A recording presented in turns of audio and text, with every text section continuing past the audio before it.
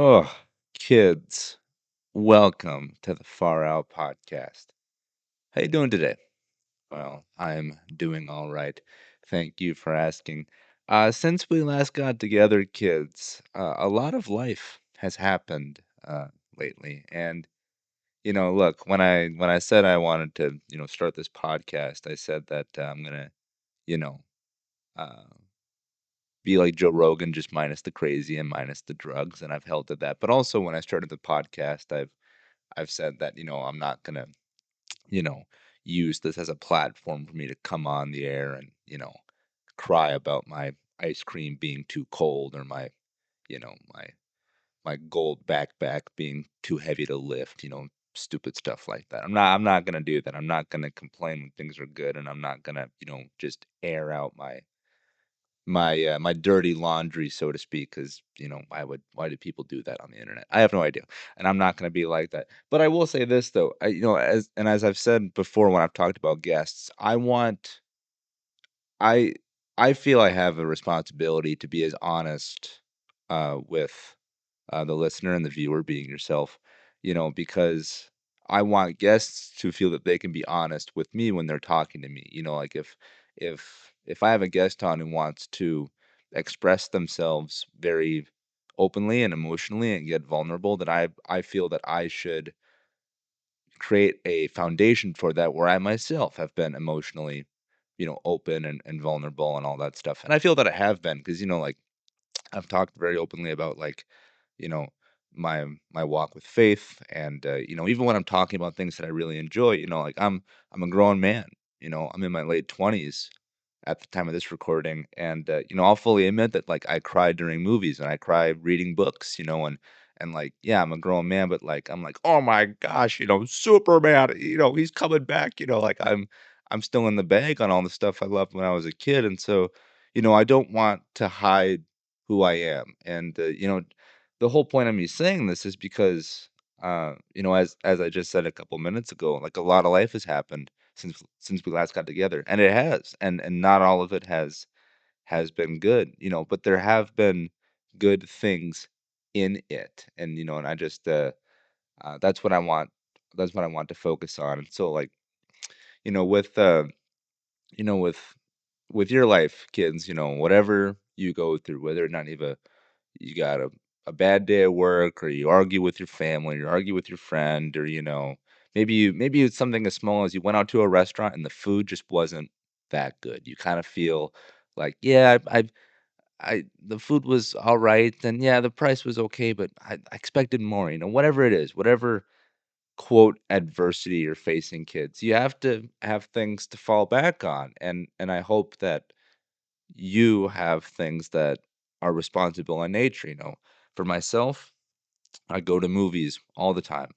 I'll go to the movies, twice a week type thing. And then if I'm not going to movies, I'm usually watching a movie at my place. I also like to read a whole lot too. And part of this episode is that I'm going to break down uh, some of the uh, some of the books that I've read over the last year in 2025, as well as I'm going to break down my favorite films from 2025 as well.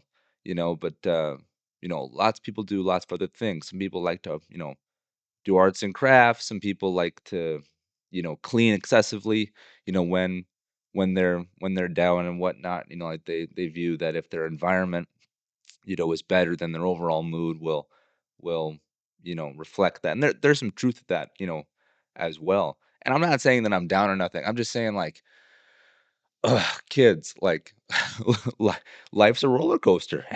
And so sometimes you don't always want to ride a roller coaster, but it's okay. And like one of the other things I like to do that helps me get through my day is this podcast.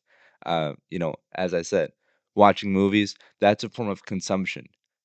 Watching TV or reading a book, that's a form of consumption. And I'm very thankful to have this platform where I can create something, where I can, you know, you know, talk about things that I enjoy and maybe things that I didn't necessarily enjoy, but then I can get into them and whatnot. And so, again, it's a lot of rambling to start this episode off. But again, kids, if you're the point I'm trying to make, at least I think the point I'm trying to make is that if you're going through kind of a roller coaster in life.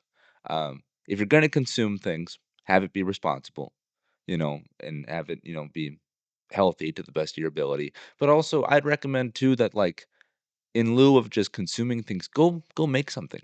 Go create something. Like start your own podcast. If you love reading books, then go write a book. If you love listening to music, go make music. And look, I know like some of those things are hard. Like some of those things you need to put a lot of time and a lot of money into them. There are some things that require more resources than just having the can-do attitude. But the can-do attitude and the sense of being brave and believing in yourself that comes with it, you need to have that. You do. Like, I think a lot of people want to be a singer, but they don't like the sound of their own voice. We have to get over that. Very similar to this as well. I love the medium of radio and podcasting. I don't always love the sound of my own voice, yet I persevere and I try to make this thing as entertaining and as educational as possible. And so, kids, we're in 2026 now, January. It's we're progressing through that month, but the year is still young. It's still new. We just got here. So kids, make this your year. And if the year hasn't started off on the strongest note, much like my own year, by golly, then say, you know what? January is not my month, but February will be my month. And so will March and April and May and June. And then eventually you're going to get to December and you're going to realize, you know what? January, we'll call it a wash. We blew a flat in the beginning, but everything else, smooth sailing. Make your year your year. Make this year your year, even if it doesn't start out uh, the best way you you thought it could have. And yeah, look, my year did not start out the way I intended it to, but there are a lot of cool things that have made it better, and that's what I want to talk about. But before we get to what I've admittedly consumed, um, you know, uh, beginning 2026, let's take a look back, kids, back in 2025. The year, kids, was 2025 and the Minnesota Vikings played some football. And, look, if you've listened to the podcast over the course of its lifetime, you'll know that I'm in the bag on Minnesota sports. Baseball is my first love with sports. My favorite team is the Twins.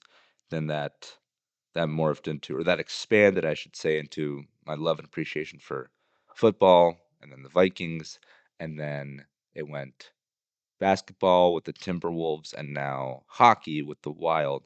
But you know, football is really kind of the meat and the potatoes, and then baseball has my heart and all that stuff, and then basketball and hockey, they're coming up quick though. I'm really enjoying those sports the more I watch them.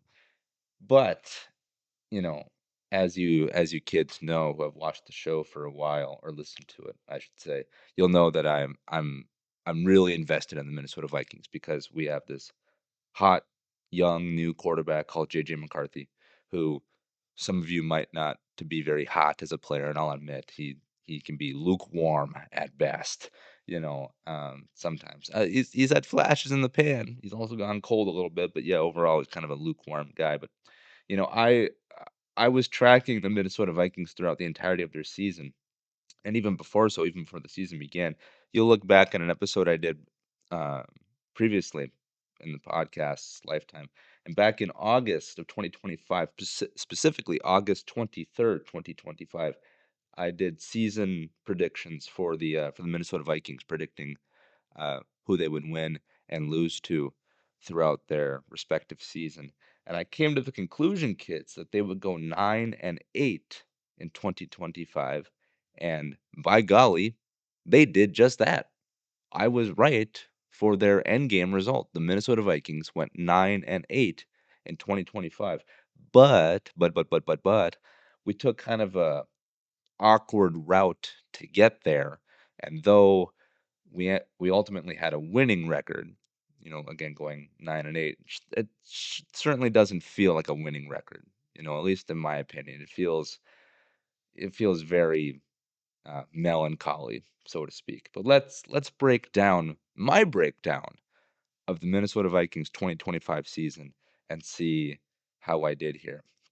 And I have not spent a lot of time with this. I just kind of did a quick overview of what Google pulls up regarding the Minnesota Vikings season, finishing third in the NFC, and then I pulled up my notes page on my phone again from August 2025, and so let's uh let's break this down. I have not had a lot of time to sit with this, so this will be pretty fresh to me as well. Starting off with Week 1, I predicted that the Bears would beat the Vikings.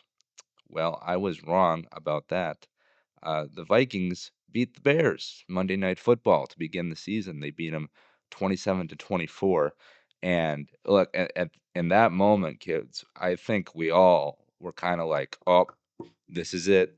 The J.J. McCarthy era is here. We've arrived. Step aside, and we were all high, from drinking that purple Kool-Aid and whatnot.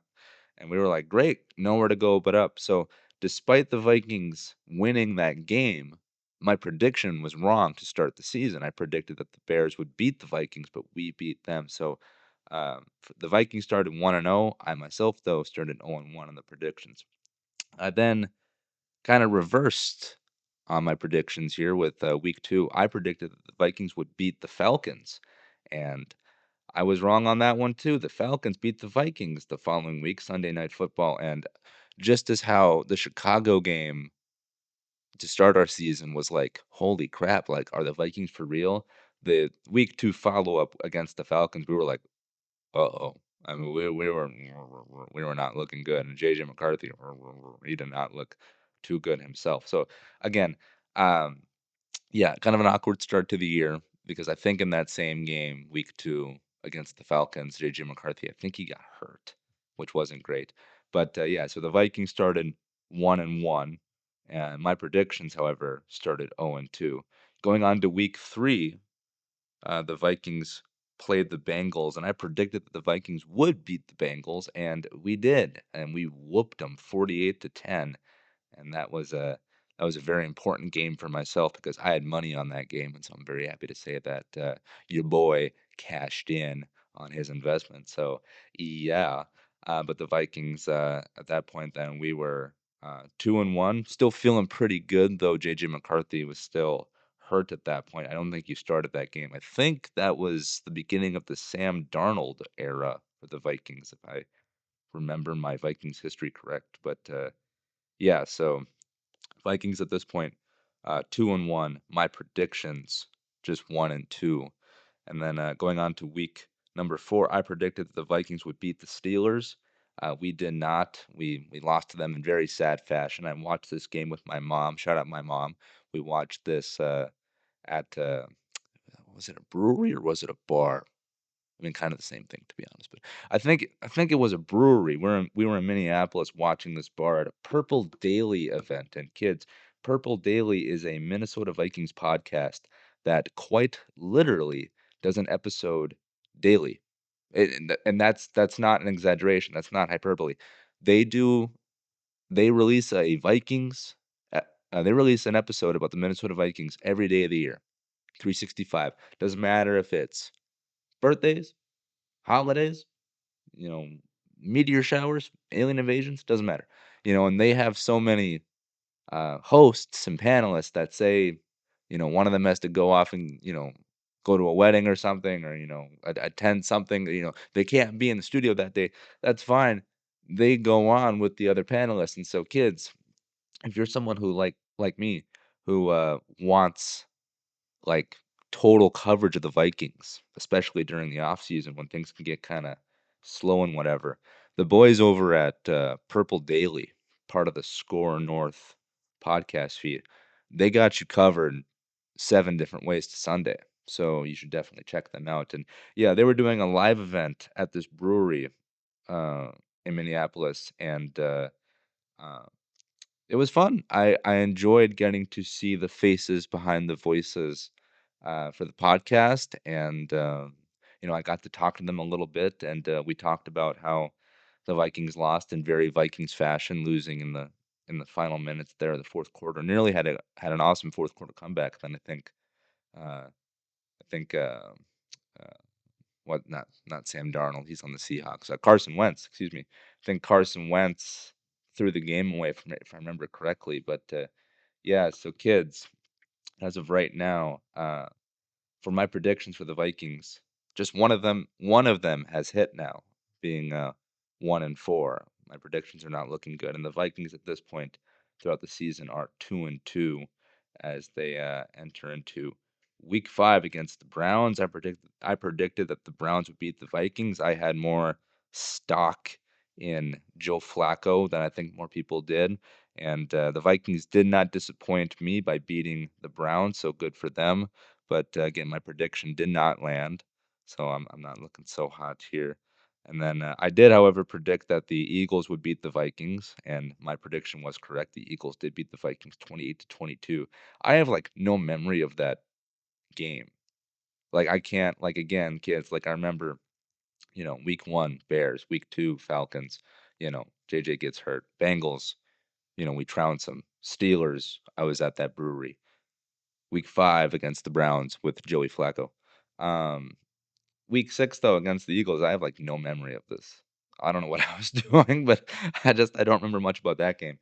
But going on to week 7, Vikings against the Chargers, I predicted that the Chargers would beat the Vikings, and they did. I remember this one. I remember this one. This was a bloodbath. This was not good. We did not play good football. We were fighting from our backs the entire time, and oh boy, that Chargers QB, what's his name? Justin McHerbert. Like, boy, that guy can throw. And better yet, he can run too. You got to have a dual threat quarterback to make it in this league here. And again, that's what McCarthy should have been and what he kind of presented himself as in week 1 against the Bears. The Bears, the Chicago Bears. But then again, you got Carson Wentz and I think at this point his arm had like fallen off of his body. If I remember correctly, kids, in week 7 uh, against the Chargers, Carson Wentz, there was a lot of talk about if he could even go out there to play, and he went out in like a full arm brace, like he had like the thing that went from his freaking shoulder down to his wrist. He looked like he had like a bionic arm type deal. If I remember correctly, he was getting eaten alive out there, and then I think at that point that's where the Max Brosner era of the Vikings began because he was the plucky young addition from Minnesota State. He's a former Gopher, former Golden Gopher, and he joined the practice squad and whatnot. I believe he relieved Carson Wentz at some point in that game, and even he, with his hometown blood, could not save the Vikings against the Chargers, which was a big bummer. Going on to the next week, week 8, I think. Yeah, 1, 2, 3, 4, 5, 6, 7, 8. Yes, week 8 against the Lions. I predicted that the Lions would beat the Vikings. This was an upset. Vikings beat the Lions. So, again, good on the Vikings for winning the game. Bad, however, for my prediction. And then going on to um, week number 9, I had Ravens beating the Vikings, which was correct, 27-19. Again, much like the Eagles game, I have like no memory of this game happening, but it did, and my prediction about the Ravens beating the Vikings was correct. Going on to the next week, then week 11, I had Vikings beating the Bears. I had us splitting with Chicago over the course of the season, and that was correct. I was correct in the sense that the Bears and the Vikings would split over the season. However, I had the game swapped. The Bears ultimately beat the Vikings this time around in Week 11.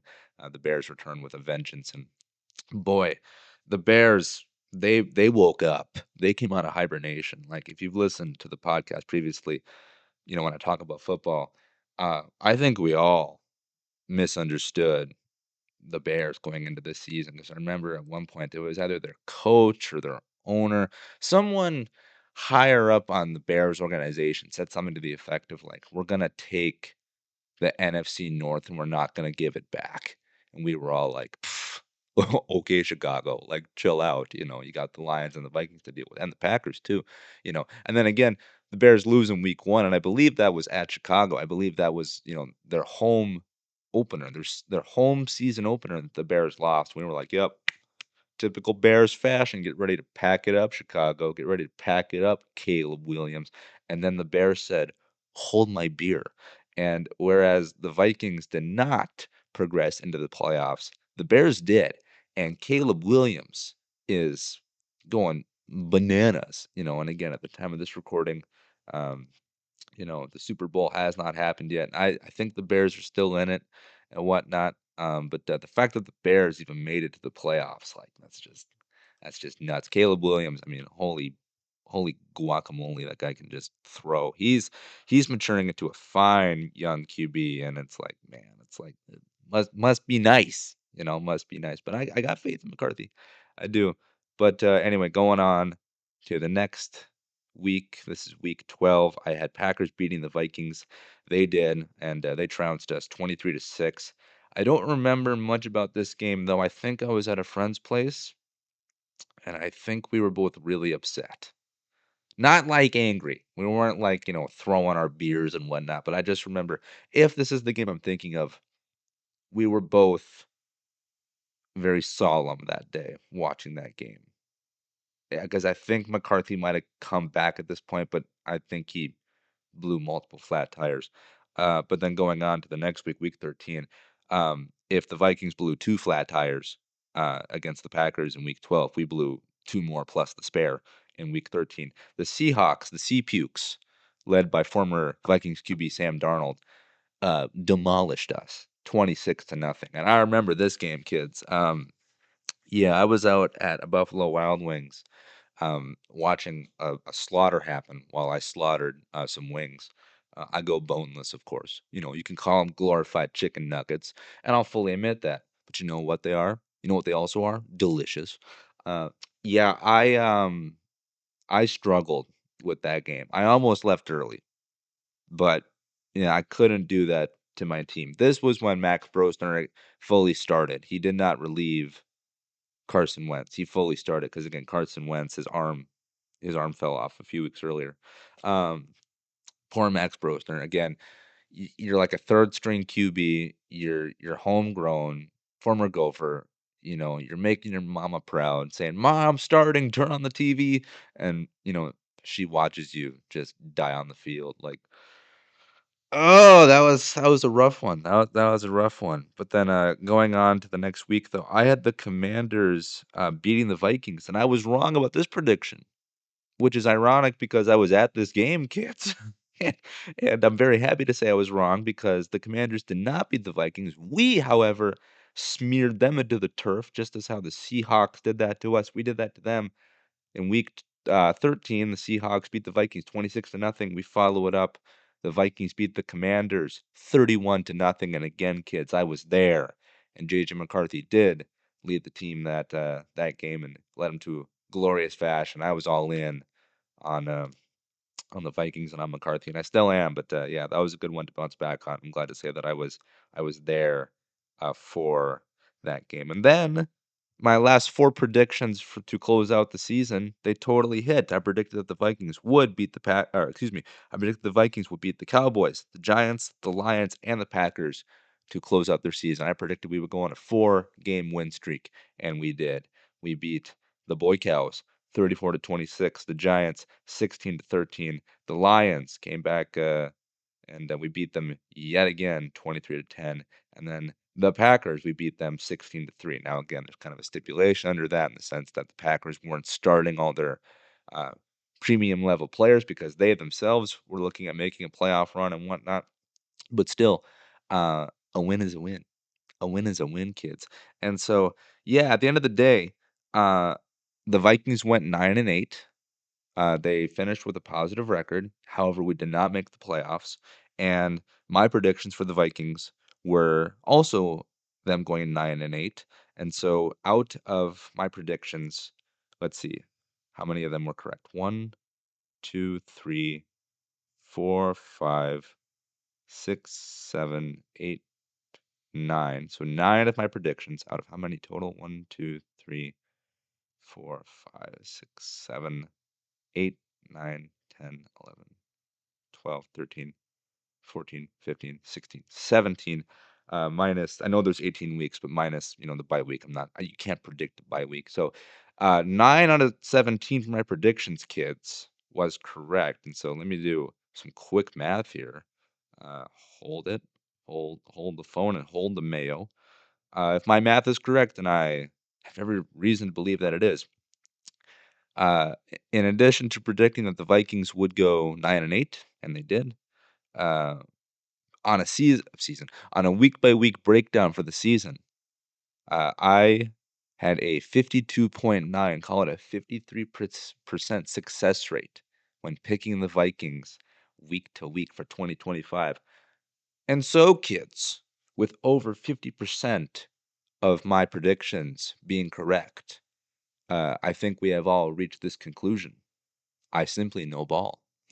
I know how it's going to work, kids. Do I know it always 100%? Nope. But I know over 50. So yeah, don't bet against your favorite podcaster here. Don't bet against the host that knows the most, because apparently I know more than 50%. But yeah, so yeah, it's fun to look back on these things, because again, I made these predictions back in August of 2025, and so yeah, it's kind of funny how things panned out. But look, now that the Viking season is in full review, again, as I said, despite us having a winning record, despite us going 9-8, it doesn't feel like we've won. It doesn't, because again, we missed the playoffs. Lots of our premium players got hurt.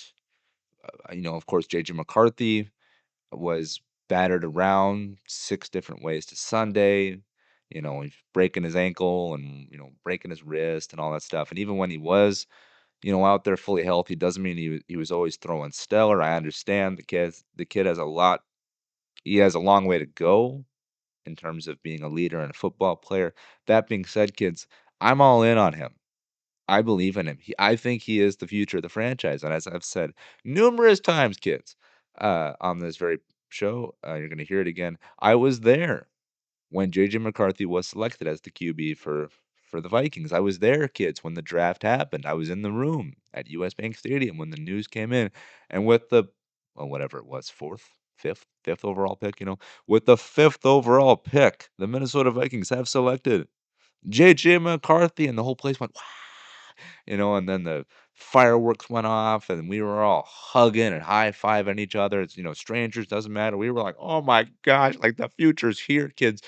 Where were you when the future began? Well, I was in US Bank Stadium in Minneapolis, so like, and yeah, it's been a bumpy ride so far with McCarthy, but I'm all in on him. I think he has a lot of potential.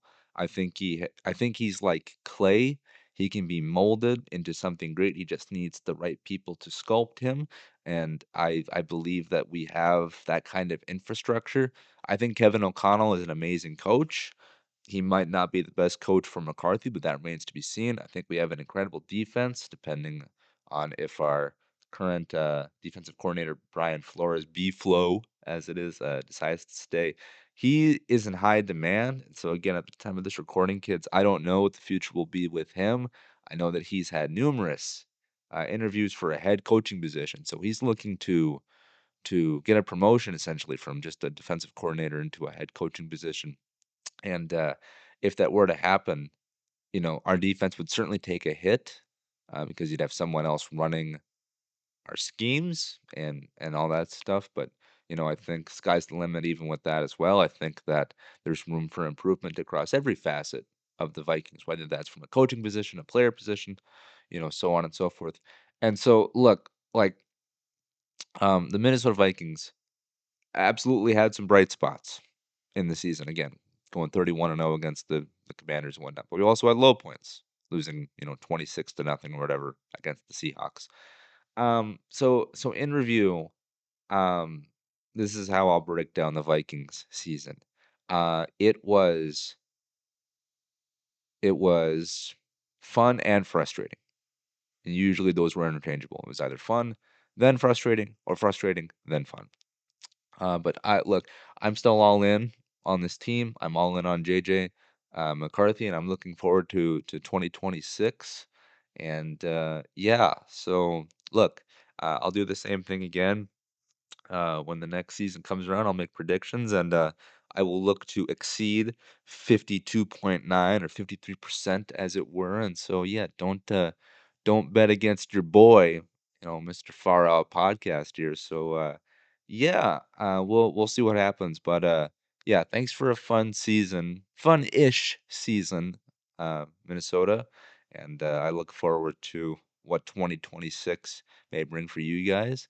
And I will be watching with great interest.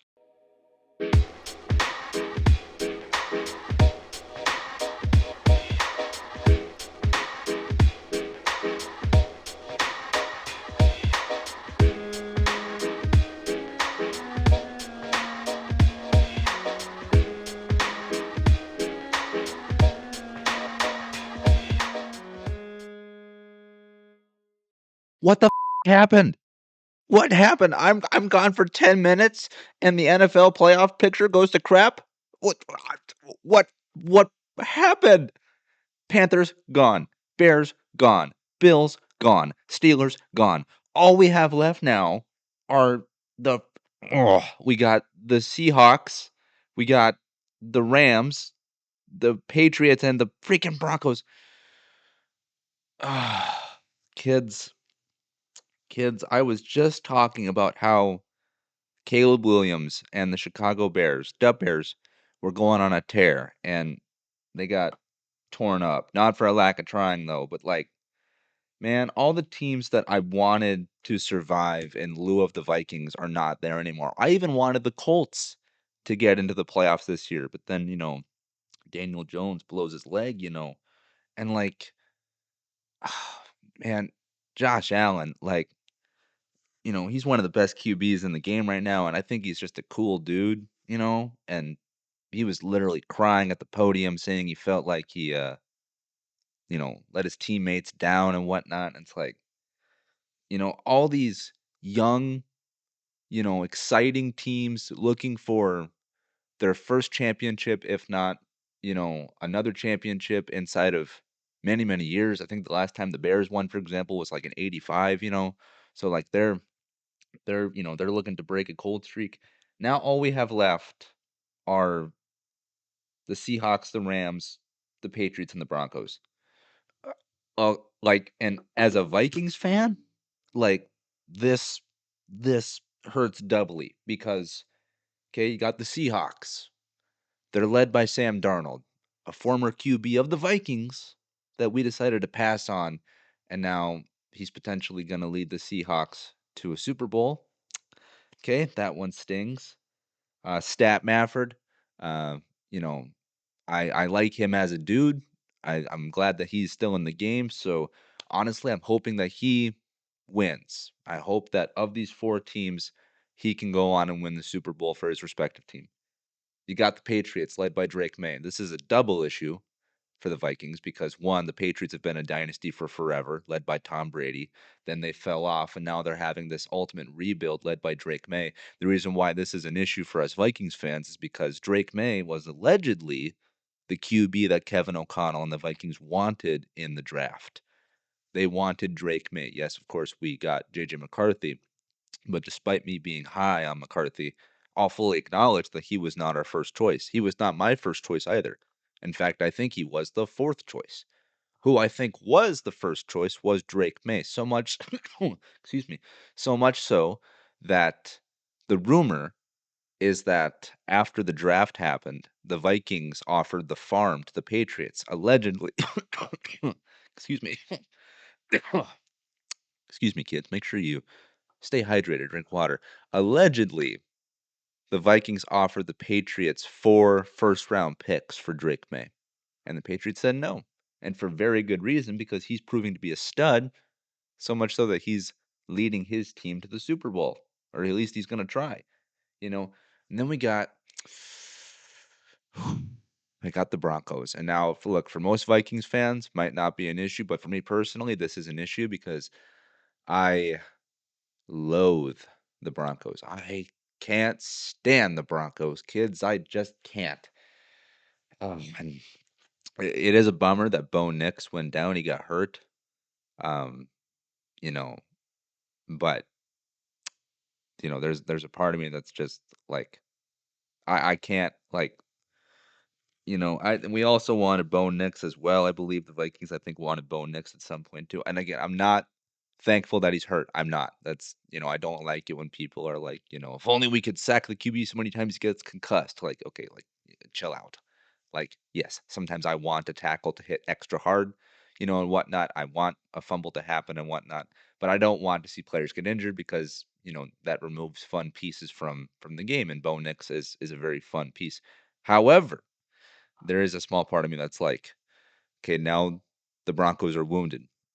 I don't think they can limp over the finish line, So I can't have the Broncos win a Super Bowl, kids. The kids, if that happens, I will be in a very, very bad spot. So look, all these three of these four teams would hurt me to see them win again. If the Seahawks win, led by Sam Darnold, it'll only hurt us on letting him go. There's going to be salt in that wound. If Drake May wins the Super Bowl, again, the Patriots return to form. We're kind of tired of seeing that. And also, again, the Vikings wanted Drake May, and we did not get him. Then you got the Broncos, which would just really just would affect me in many negative ways, kids. And so all my football hopes and dreams going into the Super Bowl relies on one man, that being Stat Mafford. And yeah, just gosh, crap, dang it though. The Panthers were in there. The Bears were in there. The Steelers were in there. Aaron Rodgers. Say what you will about him, but like he might be done. He might be done. Aaron Rodgers might be done. One of the last remaining greats. He might be done. He could float to some other team for maybe one more year. Who knows? But like, yeah, he might be done. And then he got Josh Allen. Oh, going back to the freaking Steelers though. Freaking Adam Thielen. Feel good to be on the Steelers now. Gosh, I can't believe that he did that. I'm still so upset. Kids, ugh. Adam Thielen was on the Panthers. Then he came back, and we all went yay and whatnot. And then he whoop, my computer just made a noise. Adam Thielen comes back, and we all go yay. And then he, gets mad about his ice cream being cold or something, and he leaves before the season can even end. Goes and joins the Steelers. Now the Steelers are out of contention. And then he announces his full-fledged retirement. Like, bro, like, like, was it worth it, Mr. Thielen? Was it worth it? Ah, man. So I'm hurting in many different ways with how the playoffs have gone thus far. So yeah, kids. I can't, I can't have the Broncos win. I can't. I just can't. Um, yeah. I'll tell you this much though. I think I'm gonna be looking forward to the trailers and the commercials more than I will the actual game when it comes to the Super Bowl this year. So we'll see. I guess we'll see.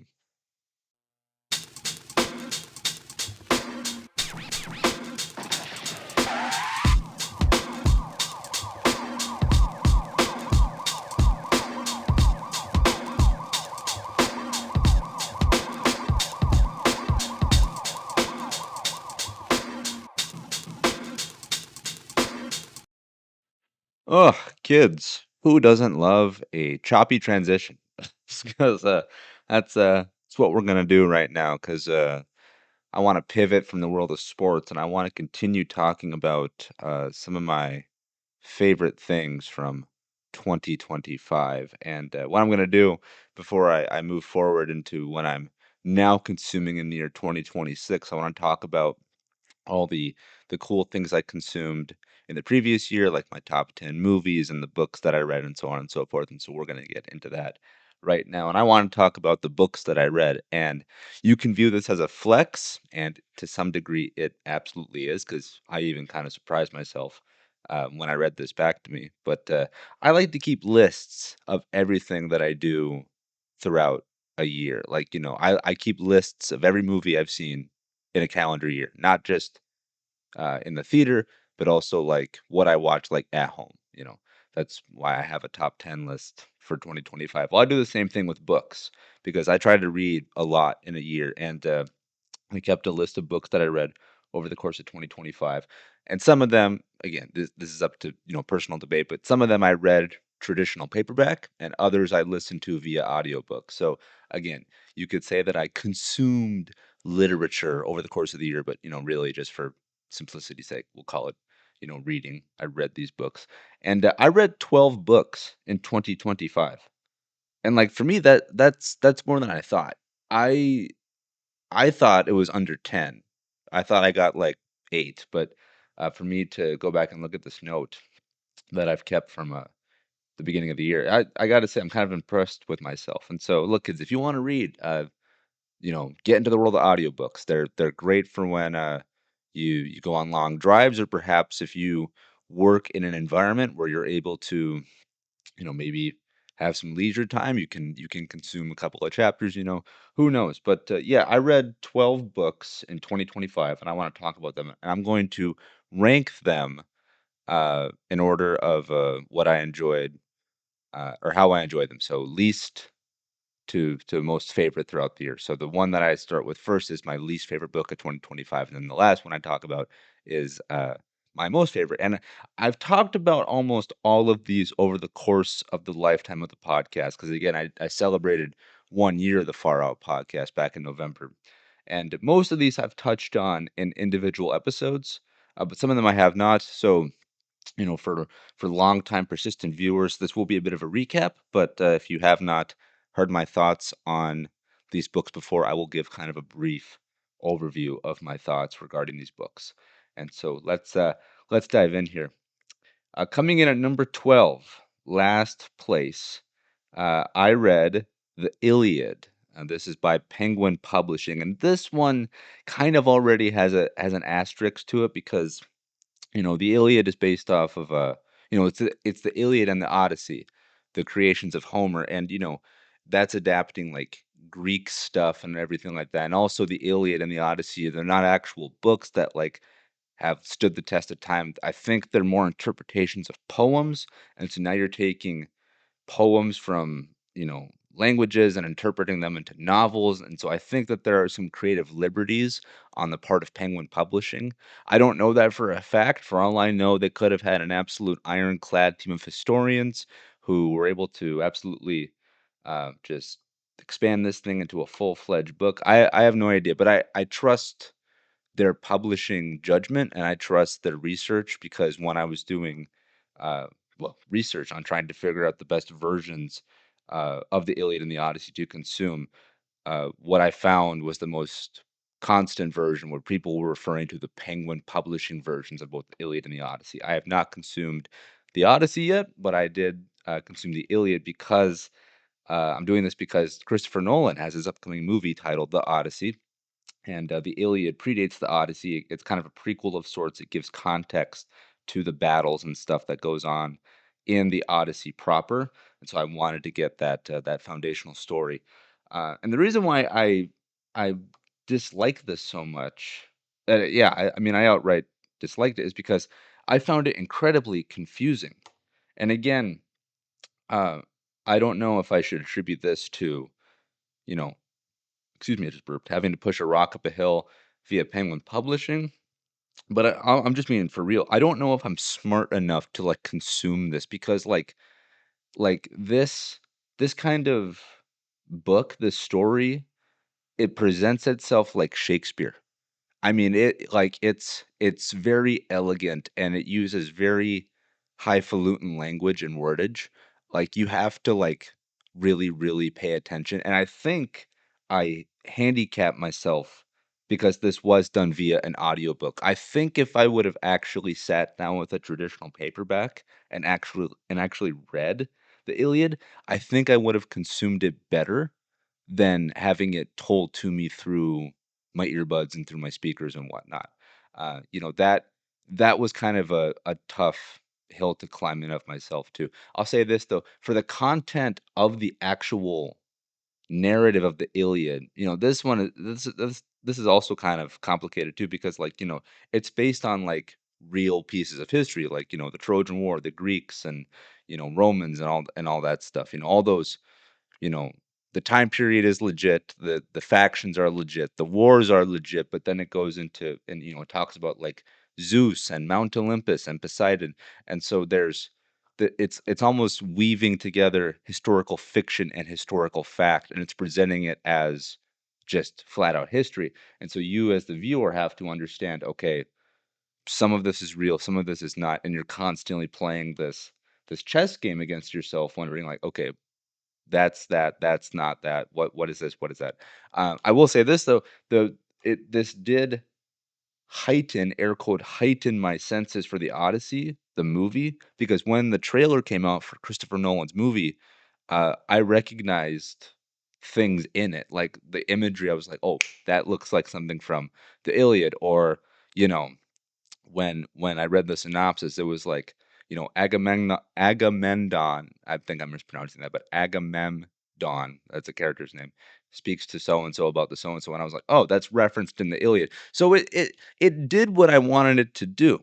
It provided a sense of context for the upcoming movie. That being said, I was ridiculously confused listening to this. There were times I completely lost the plot. I wasn't sure what was going on. I couldn't figure out who was doing what and why they were doing it. And so it was really hard to consume. That being said, the combat sequences described in this book are amazing, and that's actually really hard to do in a book. Like, I love Star Wars, and I like Star Wars novels, but like reading a lightsaber fight is awful. It's like, they ignite their blades and they clash, and then one, Jedi Bob follows up with a block over his left shoulder. Jedi Smith parries it, and it's like, oh my gosh, it's like, some things are just better represented in a visual medium, or a sound-based medium, stuff like that. And something like the Iliad and the Odyssey, I think really will lend itself to more of a visual medium. Um, but again, that being said, the audiobook that I listened to, it it's there, and I think people can enjoy it. I myself just really struggled with it, except for when the combat was happening. That I actually understood, which is pretty remarkable considering the fact that it's like all sword, and fisticuff based combat. So that was cool. But yeah, the Iliad was just really tough to get through. And if you are someone like me who is wanting to consume the history of what the Iliad and the Odyssey is leading up to Christopher Nolan's movie, I do recommend that you consume both of these books, both the Iliad and the Odyssey. I just would advise you to either watch like a historical documentary on them, or that if you do decide to read them, you get legitimate paperback books as opposed to audiobooks. Moving on, though, to the number 11 spot of the books that I read in 2025, I read The Notebook by, what's his name? Nicholas Sparks, I think. This one I got on paperback. I actually see it right now sitting on my stack of books to my immediate right. This is one that I wish I did not purchase. Now, what I like to do with books is that I like to get both the audio book version and the paperback version if I can. The reason why I couldn't get the paperback version of the Iliad to read along with the audiobook version, because I just couldn't find it in shelves, like, or on shelves. I couldn't find the Penguin Publishing version. That being said, the reason why I like to do that is because when I go on long drives, I like to listen to a book, and then when I get back to my place and I can actually sit with the actual novel, then that way I can kind of a more intimate, you know, uh, uh, you know, time with the literature. I don't like to take if I'm really into a book, I don't like to take long breaks from it. That being said, I can make a book last several months and so on and so forth. But with something like The Notebook, it was something that I wanted to just keep consuming. Like, I didn't want to start and stop it. So I had it on both the audiobook version and the paperback version. And I wish I didn't buy the paperback version, because I just frankly did not like this book. And I'll say this too. Um, the reason why I read this book is because I actually watched the movie, The Notebook, and I thought The Notebook as a film was and is remarkable. it legitimately moved me to tears. I know that's cliched because it's, this heartbreaking romantic, love story, but, like, it affected me. Like, I will proudly say that, like, I love the movie, and I cried at it, and it made me feel all the feels, and so I thought, "Oh my gosh, I need to go back, I need to consume the original source material. I need more Notebook in my life." Ugh. I think that the movie is way better than the book. I think the book undersells itself. I think the book is too short. I think the pacing is off. I think that um it the the literal, like, progression of the story isn't as concise as it is in the movie. I think that the kind of they tell the same story in different chronological orders compared to the book and the movie. And I just think that I think the movie does everything better than the book does, which is, again, kind of surprising because most of the time you watch a movie, then you read the book, and people will usually say the book was better. And usually that's true. But I think in terms of the Notebook, I think the movie was and is better. And I think that the actual novel itself is not that good. And yeah, this is a book I will never go back to. I have no appetite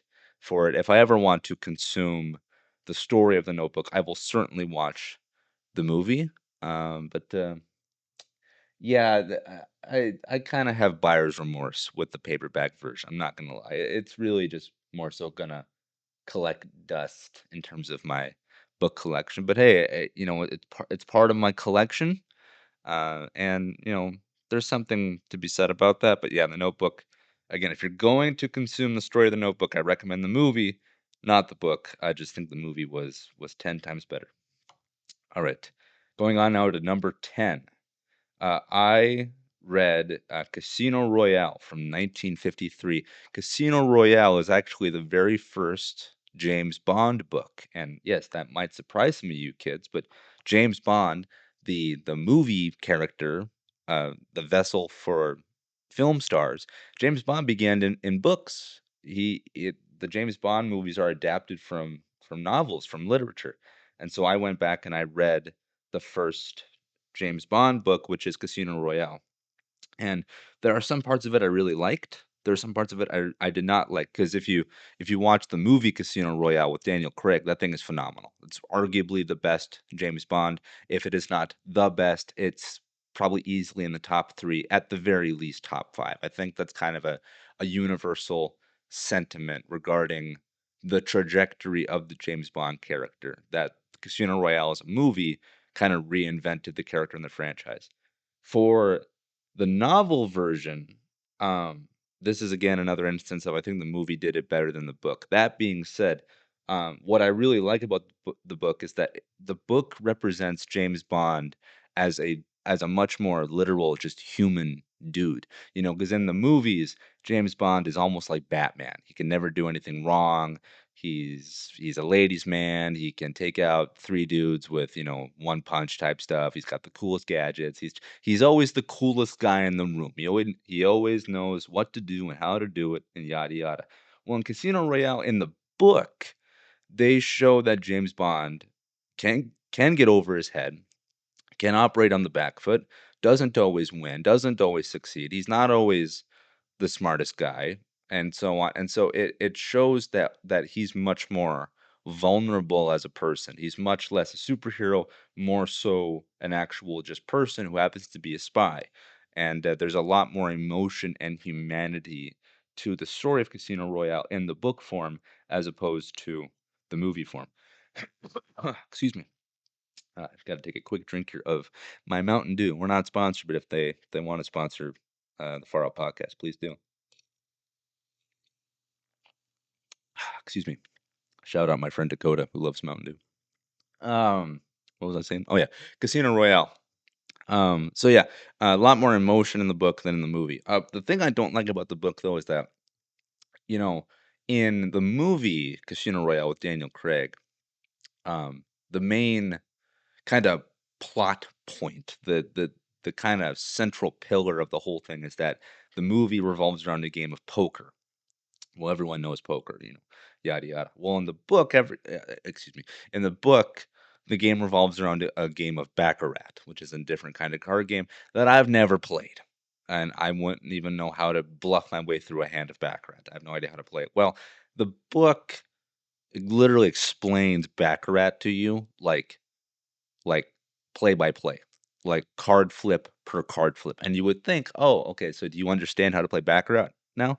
Oh, no, no, no, no, no. There are large portions of this book where they go into the intricate details of Baccarat, and I'm like, I have literally no idea what's happening. What card is better? Who's losing? Who's in command? Who's calling a bluff? I have no idea.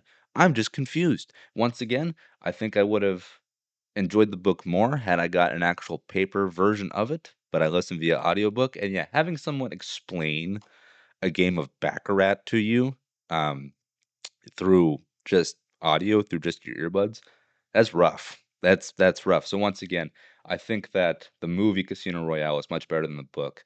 That being said, the book does have some really strong character moments and some really strong emotional beats that I think propel the story forward. In some ways, better than the movie overall. But yeah, Casino Royale as a book comes in at the number 10 spot for me. Coming in at number 9 is Halo: The Cole Protocol from 2008.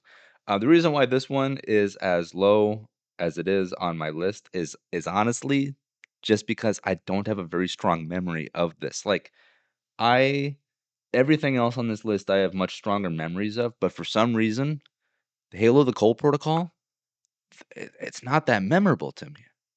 And the thing is though is that the parts that I do remember, I remember liking. I remember again liking the combat, finding that to be enjoyable. I also think for someone who doesn't know Halo as a sci-fi video game universe, I think that this is an example of a book that you could use to gain access to the Halo universe, which I cannot say for other books in the series because Halo is a franchise that has many, many games, but many, many, many books in it as well. There's so many books. It's kind of crazy. And Halo: The Cole Protocol is one that I remember I enjoyed it, but I just there's not a whole lot to write home about because I don't have this long lasting impression. Like there's another Halo book on this list that I'll get to, and I'm like, oh, I remember that. That was cool. That was really cool. But yeah, the Cole Protocol. I'm sorry, but like I remember liking it, but I can't really explain to you why I liked it beyond, again, saying that I think as an entry point to the franchise, you could do that. If you've never played a game before, I think you could enjoy the Cole Protocol. And I also remember the combat being cool. And as a Halo fan, I know that there are details in it that I also appreciated as well. But yeah, unfortunately, the reason why Halo, the Cole Protocol is at number 9 is because I'm having a hard time recalling like details about the book. And yeah, if it did not leave that much of a lasting impression on me, then I can't say that it's really a slam dunk. However, I know for certain I've talked about this before on the podcast previously, and so if you can go back in the catalog of the Far Out podcast and find the episode in question where I did talk about this book, I'm pretty sure I gave it a good review. But yeah, overall in my ranking, it comes in at the number 9 spot. All right, coming in at the number 8 spot is a book titled Kill Shot, and this book is part of a series that I have a deep appreciation for. This is part of the Mitch Rapp series of novels, and very much like James Bond and how James Bond is a character, based on a series of of spy novels. Uh, Mitch Rapp is the same way. Mitch the Mitch Rapp series of books is a spy series written by a Minnesota author named Vince Flynn, who has sadly uh, passed away. I believe he passed away in 2013. Yet the franchise still continues on despite his passing. That being said, though, Kill Shot was written by him exclusively and was published prior to his death. And I'm reading the Mitch Rapp series in chronological order. So, not release order. I'm going in chronological. And so, the first book in the series is titled American Assassin, which I think is phenomenal. I've read that book at least 3 times, if not 4. I think that thing is amazing.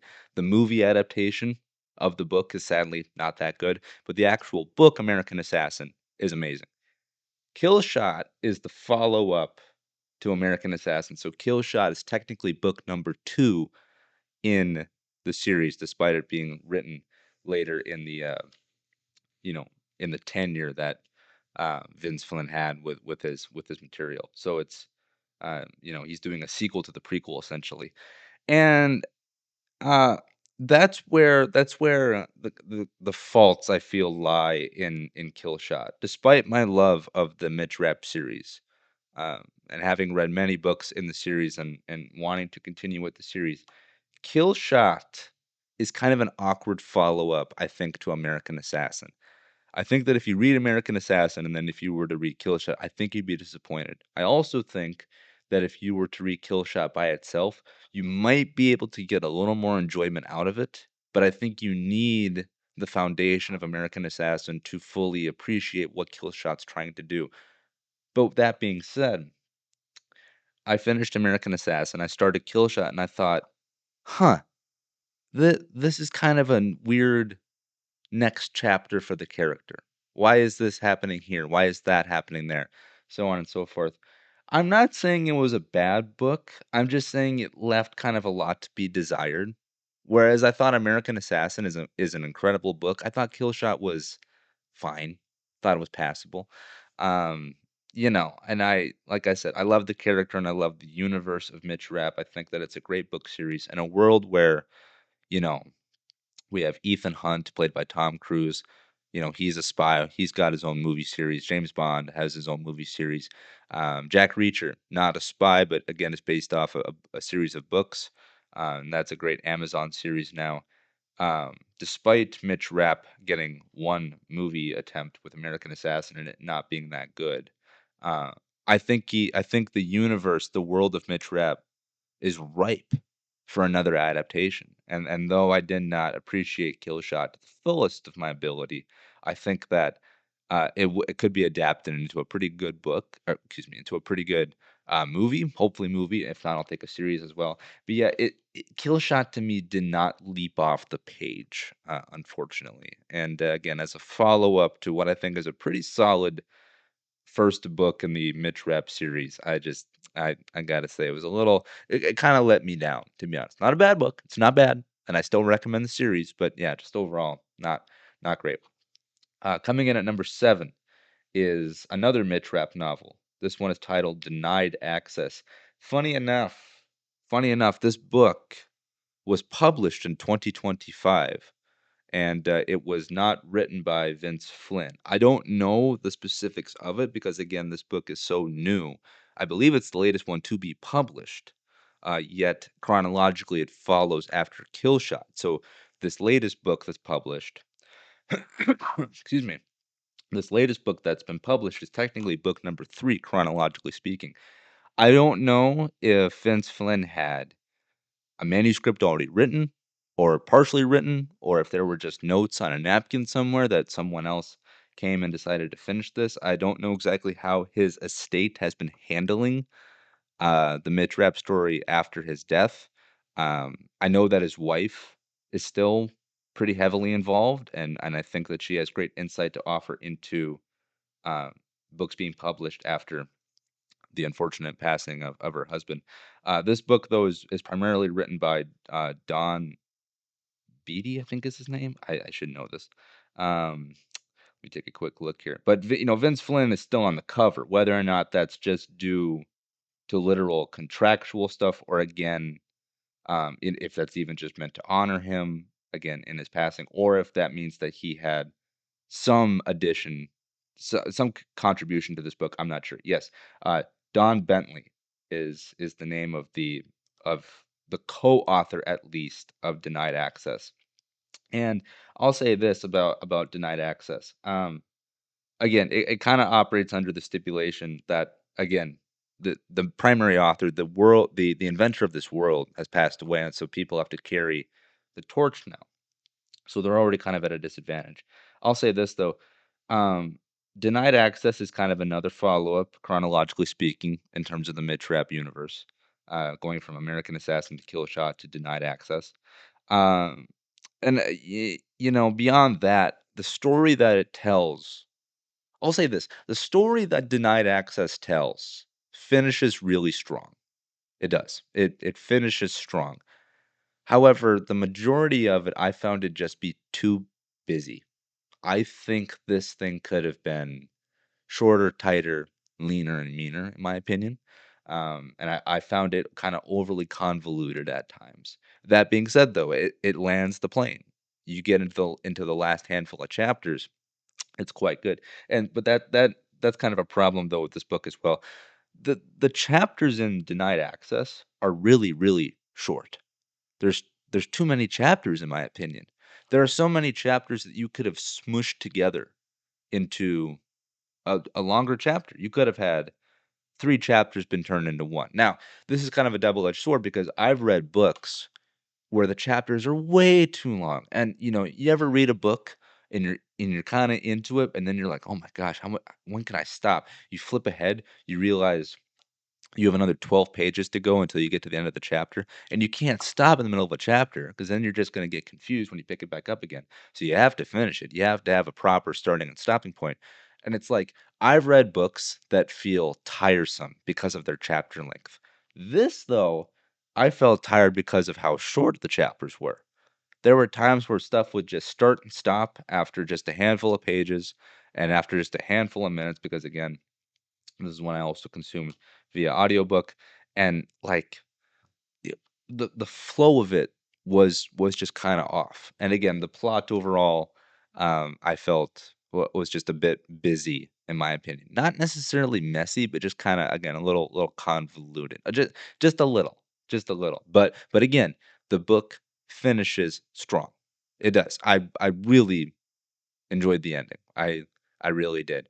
Though, that being said, um, they kind of had to they had to shoehorn something in at the very end of the book because this is a prequel that ties back into books that have been written. Like, and I'll talk about this in just a second, but like, Denied Access is published in 2025. Its sequel was published in 1999. And so Denied Access has the burden now of it needs to end in such a way that it connects to a book published over 20 years prior to its inception. So it kinda rams itself to a finish. Like, the landing is really smooth on Denied Access, it's just the last little pump of the brakes on the plane is like, "Ugh," kind of a jolt. That being said, I'll move on though. Book number 6 is another Mitch Rapp novel, that's being the one I just previously mentioned. This is Transfer of Power, published in 1999. Excuse me. I read 3 Mitch Rapp novels in 2025. I read Kill Shot, Denied Access, Transfer of Power, and they each occupy the 8, 7, and 6 spot respectively on my list of books from this year. Um, that's not to say that any of these are bad. Um, but again, as I said, Denied Access has to end in such a way that it has to make sense with Transfer of Power, and it does. But there's this kind of awkward coupling going on, and so unfortunately, Denied Access is somewhat handicapped because it has to fit into a puzzle that already existed prior to its inception. Transfer of Power, on the other hand, published in 1999 without any prior conceptions of any prequels, this book is really good. And what's funny is that the I have the inverse problem when compared to Denied Access. Denied Access, I think, has a busy plot for 2/3, but then it finishes really strong. Transfer of Power, on the other hand, I think fumbles the ending. Transfer of Power is a great book because Transfer of Power has to do with the hostile takeover of the White House, and Mitch Rapp has to go and solve that problem. And so the beginning of this book is incredible. Talking about Mitch Rapp, where he is in the world, literally on the planet. What is he up to prior to the White House getting taken over? Fantastic. It's so awesome. It's it's so good. Then the White House gets infiltrated, and it's awesome. And it's written so smart, and you understand everything going on, and you you feel the layout of the building, you understand the sense of danger, you understand what the villains want, you understand the peril of the heroes, of the civilians, so on and so forth. You get it. you get it, and the setup to everything is great, and the actual execution of the takeover also great as well. But I'll say this though, in my opinion, when Mitch Rapp goes in to save the day, then this thing just hits the brakes. The transfer of power to me feels too long, whereas the beginning and the middle part of it was this just incredible runway that launches you into the story. This thing meanders, it takes its time, it loses that sense of momentum and energy, and by the time the book finishes, you're like, okay, all right. Like, imagine a great action movie that just ends kind of on a thud. That's what I thought Transfer of Power did, you know. And again, with it technically being the fourth book chronologically compared to Denied Access, like you can tell that there's a bit of a struggle going on with how do you connect these two things together. Like they're minor spoil not so much a spoiler, just kind of I'm kind of giving context. I'm giving context for a lack of context, I guess you could say, for Transfer of Power. There are characters in Denied Access that are not in Transfer of Power. And you would think going from book 3 to 4 there would be more carryover. But again, these two books are separated by a literal space of time that's hard to manage. They're separated by over 20 years. So, yeah, just on a congruent follow through book to book, continuing this singular narrative told over the course of several novels, Transfer of Power feels a little disconjointed when compared to compared to Denied Access, compared to Killshot, compared to American Assassin. That being said, if you're walking through the airport, you know, at O'Hare, and you're waiting for your flight, and whatnot, and you see this book on the spin rack, pick it up. It's great. It Transfer Power is a very very good, very strong book. I again, it was a lot of fun to read for like 75%, and then in my opinion, it just kind of fizzes out.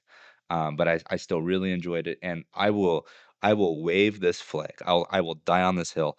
I think that the Mitch Rapp series of novels are incredible. I think that they're a lot of fun to read. I think that they're varied, and I think that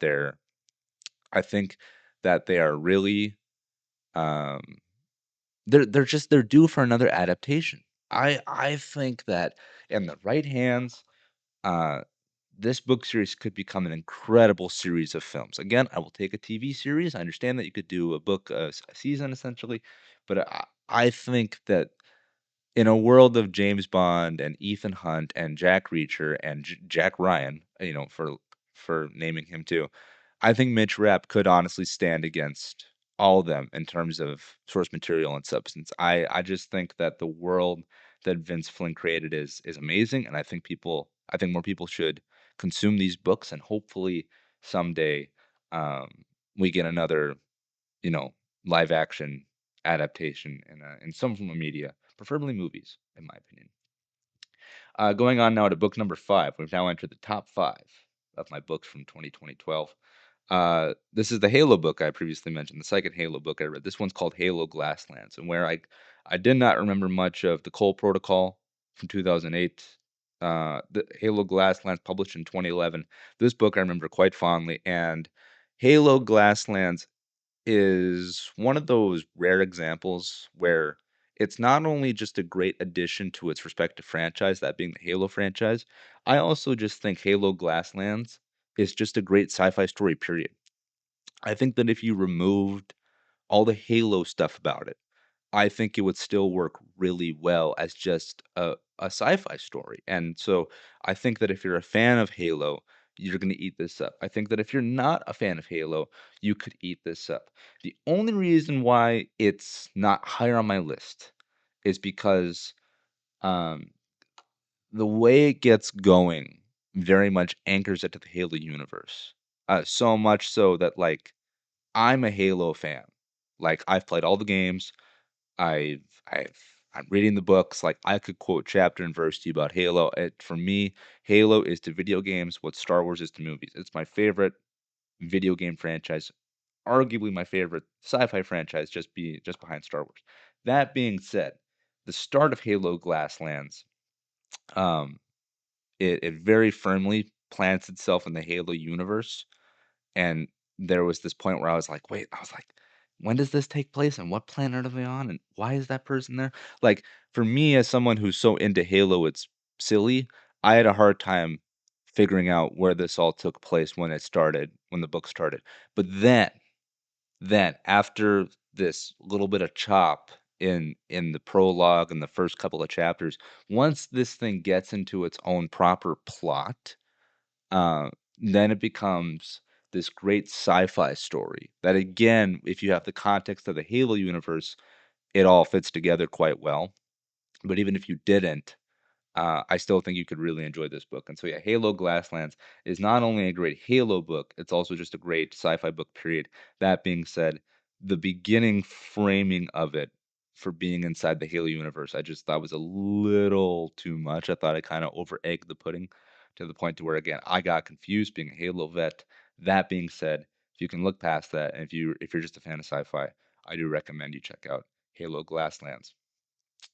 Going on to the next book, number 4 on my list, is a book simply titled Heat 2, published in 2022. And if you're thinking to yourself like, what the heck is a Heat 2? That's literally heat and then the numerical number 2, because this book is a sequel to the 1995 movie Heat, directed by Michael Mann, starring Val Kilmer, Al Pacino, and um, I can't think of his name. I can't. I can name every movie he's ever been in. Goodfellas, and he was in Jackie Brown. I can't think of. My gosh, Robert De Niro. Excuse me, I had a lapse in judgment. I need another drink of my Mountain Dew here. Yes, Heat. Heat is a 1995 movie starring Val Kilmer, Al Pacino, and Robert De Niro, directed by Michael Mann. Heat, the 1995 movie, is my favorite crime movie ever made. Ever. More than The Departed, more than Goodfellas, more than The Godfather, you name it. Heat, to me, is my favorite crime movie. It's my favorite movie of that genre. It also might be my top 10 favorite movies of all time. And it might also be in my top 5 favorite movies of all time. I haven't fully decided that yet, but this Heat, I love the movie Heat. I think it's just a remarkable piece of cinema. And then in 2022, the director of the movie, Michael Mann, he wrote um, a sequel to it, and he wrote it in a novel form. And as a novel, this thing is great. If you, much like Halo Glasslands, if you like Heat and appreciate Heat and have a understanding of that movie, you're gonna eat this book up with a fork and a knife. But even if you don't, despite it having a 2 in the title, I still think you could enjoy this book as just a great crime drama story. That being said, though, it is very much Heat 2 in the sense that it is a companion piece to its original film counterpart. And I think that, look, there's been talk for years that Michael Mann wants to make this into a movie. He wants to do the story of Heat 2 as a proper film for the big screen. I hope that happens. I hope he succeeds. But if this is the only medium in which we get to have a sequel to 1995's Heat, then Heat 2 as a book, it gets the job done. It's quite good. It really is. And I love the sense of atmosphere. I love the sense of tone. This is an example of a book where I think it could have kept going. I love the length of it.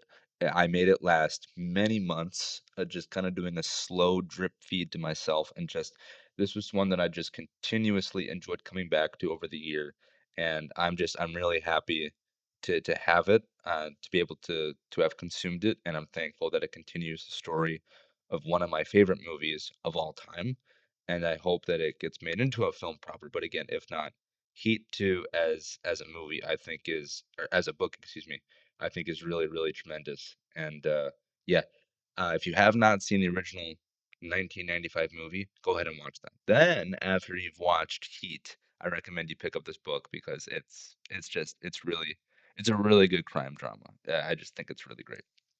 Okay, now entering the top three of my favorite book of all the books I've read in 2025. The number three spot is a book titled Worth Dying For. And this book is a Jack Reacher novel. And Jack Reacher was previously played by Tom Cruise in the movies, and now he's played by a guy called Alan Richardson on the Amazon Prime series. And the Amazon series is incredible. I think that series is a lot of fun, and there's a reason it's continuing to this day. Worth Dying For, I believe, is like the eighth book technically in the series, but this is the first Jack Reacher novel I ever read, simply because I liked the description of it. When I was looking through the Jack Reacher novels, trying to decide where to start, I frankly just went off the back of the books, just trying to decide which one to dive in on. And if you're a fan of the TV series, you're gonna like this book in particular. This book reads like the TV series. When you read the book, you're like, they nailed the TV show. And then when you watch the TV show, you're gonna think they nailed the book. Like they they work together so seamlessly. I'm not saying that the book is or the TV show is a direct adaptation of this book. I don't think the TV series has adapted this particular novel in any of its respective seasons. That being said, though, Worth Dying For is slick. It is dirty. It is pulse pounding. The way in which this novel is written, I believe by the author, and his name is Lee Child, I think is his name. The way he writes truly paints a picture that I found to be so entertaining. I thought that the atmosphere in this book was phenomenal. Um,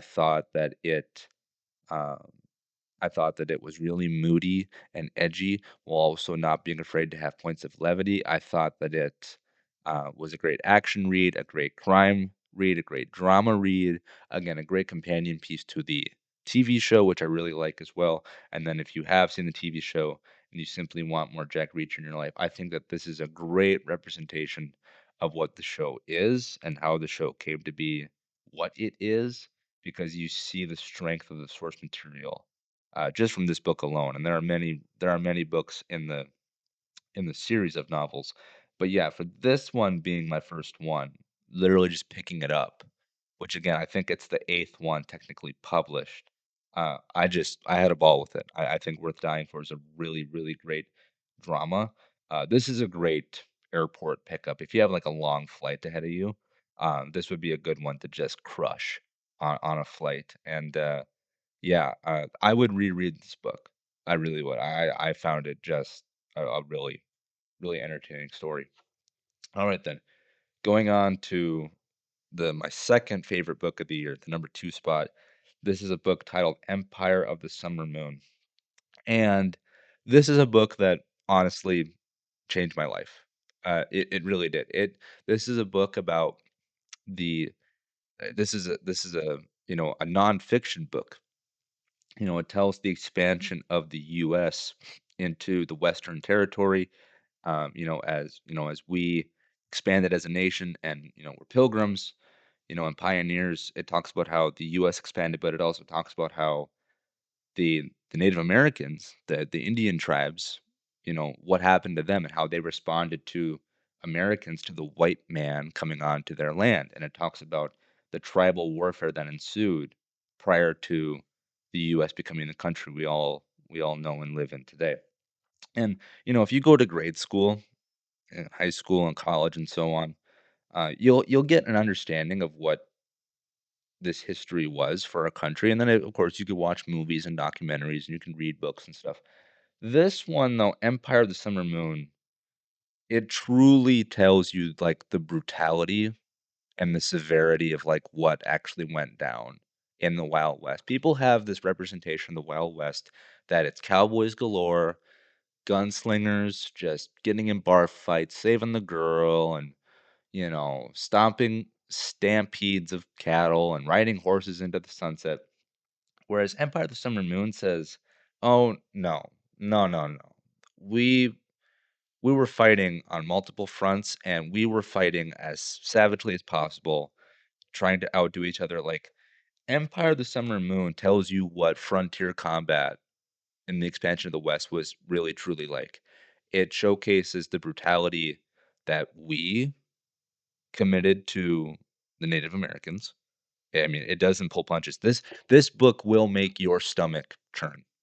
It it it tells in graphic detail how we abused, mutilated, rejected, just we culture bombed the Native Americans. And I'm a proud American. I am.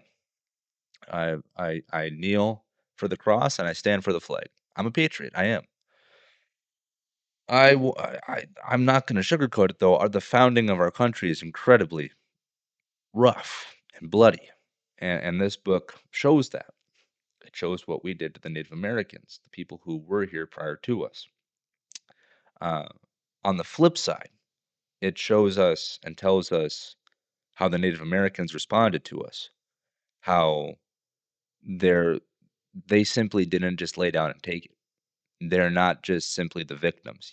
You know, yes, they're a victim as a response to our expansion campaign. However, all of the Native Americans, all the Indians on the plains of what we now call America, they said, "Hold my beer, because we're gonna fight for every blade of grass. We're gonna fight for every acre, and we're gonna show you what real brutality looks like." Um, the book describes how when it was all out war against the white man, how tribes would literally compete with one another to see who could be the most brutal to the white man. You know, one tribe would, you know, hog tie captive, white men and skin them, fillet them. Okay, well then another tribe would skin them, fillet them, and would throw them on a roaring fire. And it talks about how they just hated us. I mean, they carved us up. They let us know this is our land and you are gonna have to freaking take it from us. And it talks about how people they captured when they captured white women, um, and whatnot, how they would indoctrinate them and brainwash them and turn them into quasi Native Americans. On the flip side, it talks about how how Americans would take children from the tribes and would do the same thing to them. How we would try to indoctrinate them and turn them into quote, proper beings and whatnot. This book just shows the brutality of that whole piece of history. And so if you're a fan of history, read this book. It's nuts. It doesn't pull punches. That being said, despite everything I just said about how it's stomach churning, tough to read, hard to come to grips with, it's also really entertaining because again, it tells real historical instances of this stuff. There's stuff in this book I'm like, I can't believe it. Like clearly this must have been fictionalized for the purpose of this publication, but again, I I've heard the author speak about this book. I've gone into some research as the publication and the historical um, foundations for this book. I I think that this is meant to be a real accurate representation of history, and if it is, then holy guacamole. So yeah, I really really enjoyed this book. Shout out to my friend Jordan, who is a former guest on this podcast. The whole reason why I actually read this book is because he recommended this book to me, and he recommended it to me, I believe, on the podcast episode he was on. And this is another book I was like, I'm really sad that this one's over when I finished it because what a gripping, harrowing story about part of the founding of America. And yeah, so just if you're a fan of history and if you're a fan of this time period, read this book, but like be prepared to get your world rocked because you're gonna consume some just horrific descriptions and depictions of what actually went down. But yeah, Empire of the Summer Moon, excuse me, really really tremendous book. And then going on to the number one spot. The number one book that I read this year was actually, I think, the first one I read. I believe I finished this book. I think I started it in January, and I think I finished it early February, I think. Don't quote me on that. This is the book, What This Comedian Said Will Shock You by Bill Maher. And look, I've talked about Bill Maher before on this podcast. Uh, I love Bill Maher. I think he's amazing. I think because he's a political commentator, but in a world of ever divisive right versus left, red versus blue, I think Bill Maher truly is a purple voice in politics. That being said, he absolutely is more left leaning, perhaps 55-45, perhaps 60-40, who knows. However, he calls balls and strikes. If you've watched his show Real Time, if you've listened to his podcast, Club Random, he's not afraid to go after his own base. He's not afraid to call things like he sees them, and he is not a blanket blind supporter of the Democratic Party. That's represented in this book. He will let you know his thoughts, and he is unapologetic about them. That being said, he is not a fan of Trump. He's not a fan of Republicans, yada yada. And he will let you know in this book why he also does not like them, but he also will let you know why he does like them from time to time as well. And this is all done under the guise of being a comedian. This, the title of this is incredible because it's true. What this comedian said will shock you as you read this book. There are times I truly, legitimately, audibly gasped at the things that he said. There are times I laughed. There are times I shook my head in disbelief. There are times I shook my head in rejection, like the conclusion he is drawing about certain things I do not agree with, and then there are times where I was just so thoroughly entertained, I was just so roped in, it just kind of took me by storm.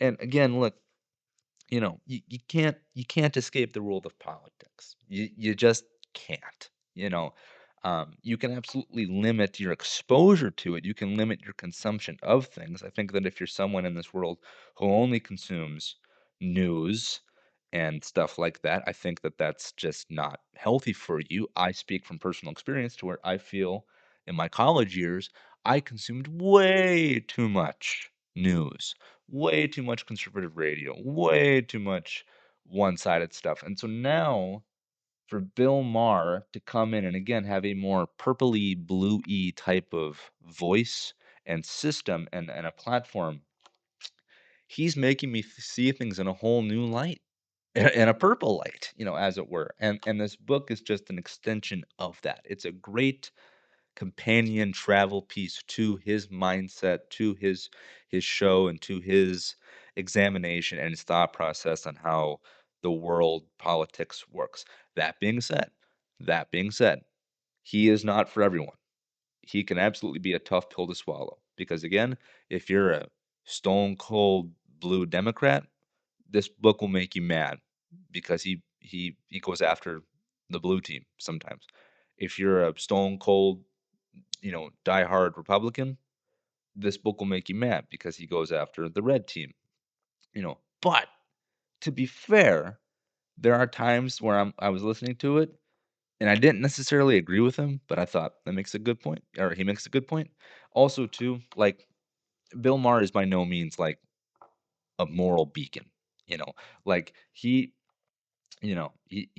consumes too much drugs for my use for my taste, and also he outright mocks religion and Christianity. He has outright called Christianity a myth. He has debated whether or not Jesus Christ was a real person. So, again, me being Christian and me being a conservative, he doesn't always extend an olive branch to me per se and my kind of thinking in his stuff. There's a bit of pill swallowing when it comes to consuming him. I completely understand that. Like, and very similar to how I said you shouldn't consume news all day. Yeah, I've probably consumed too much Bill Maher over the course of the last couple of years. That being said, though, this book is great. It's a great examination of politics, of culture and of getting into the mindset of someone that you will both agree and disagree with while both laughing and gasping at the same time. This was the best book I've read all year, in my opinion. I found it so entertaining, so much so that I was truly upset to have finished it. I wanted it to just keep going, and it's a book that I could easily reread. And it's also a book I could recommend to others as well, because again, it's gonna make you think. And I think that's the best review, the best advertisement I could possibly give for any kind of book. But what this comedian said will shock you is no exception. This book will make you think.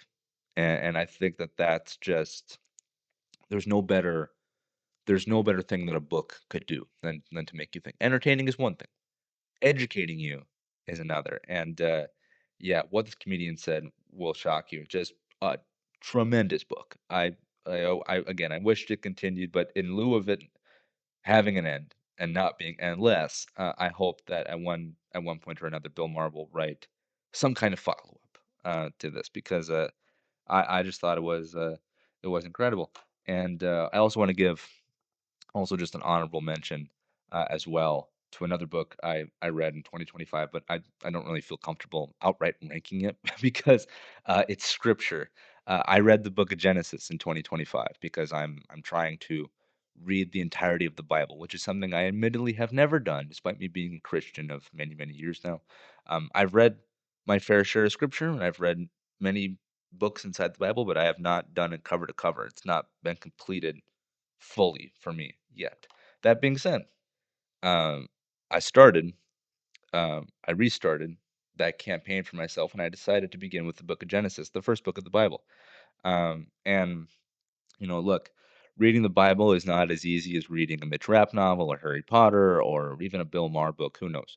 Um, but I do feel it's necessary. I do feel that people should read it, and though it's hard and though it can be um, also a tough pill to swallow, and at times it can be difficult to even understand and decipher.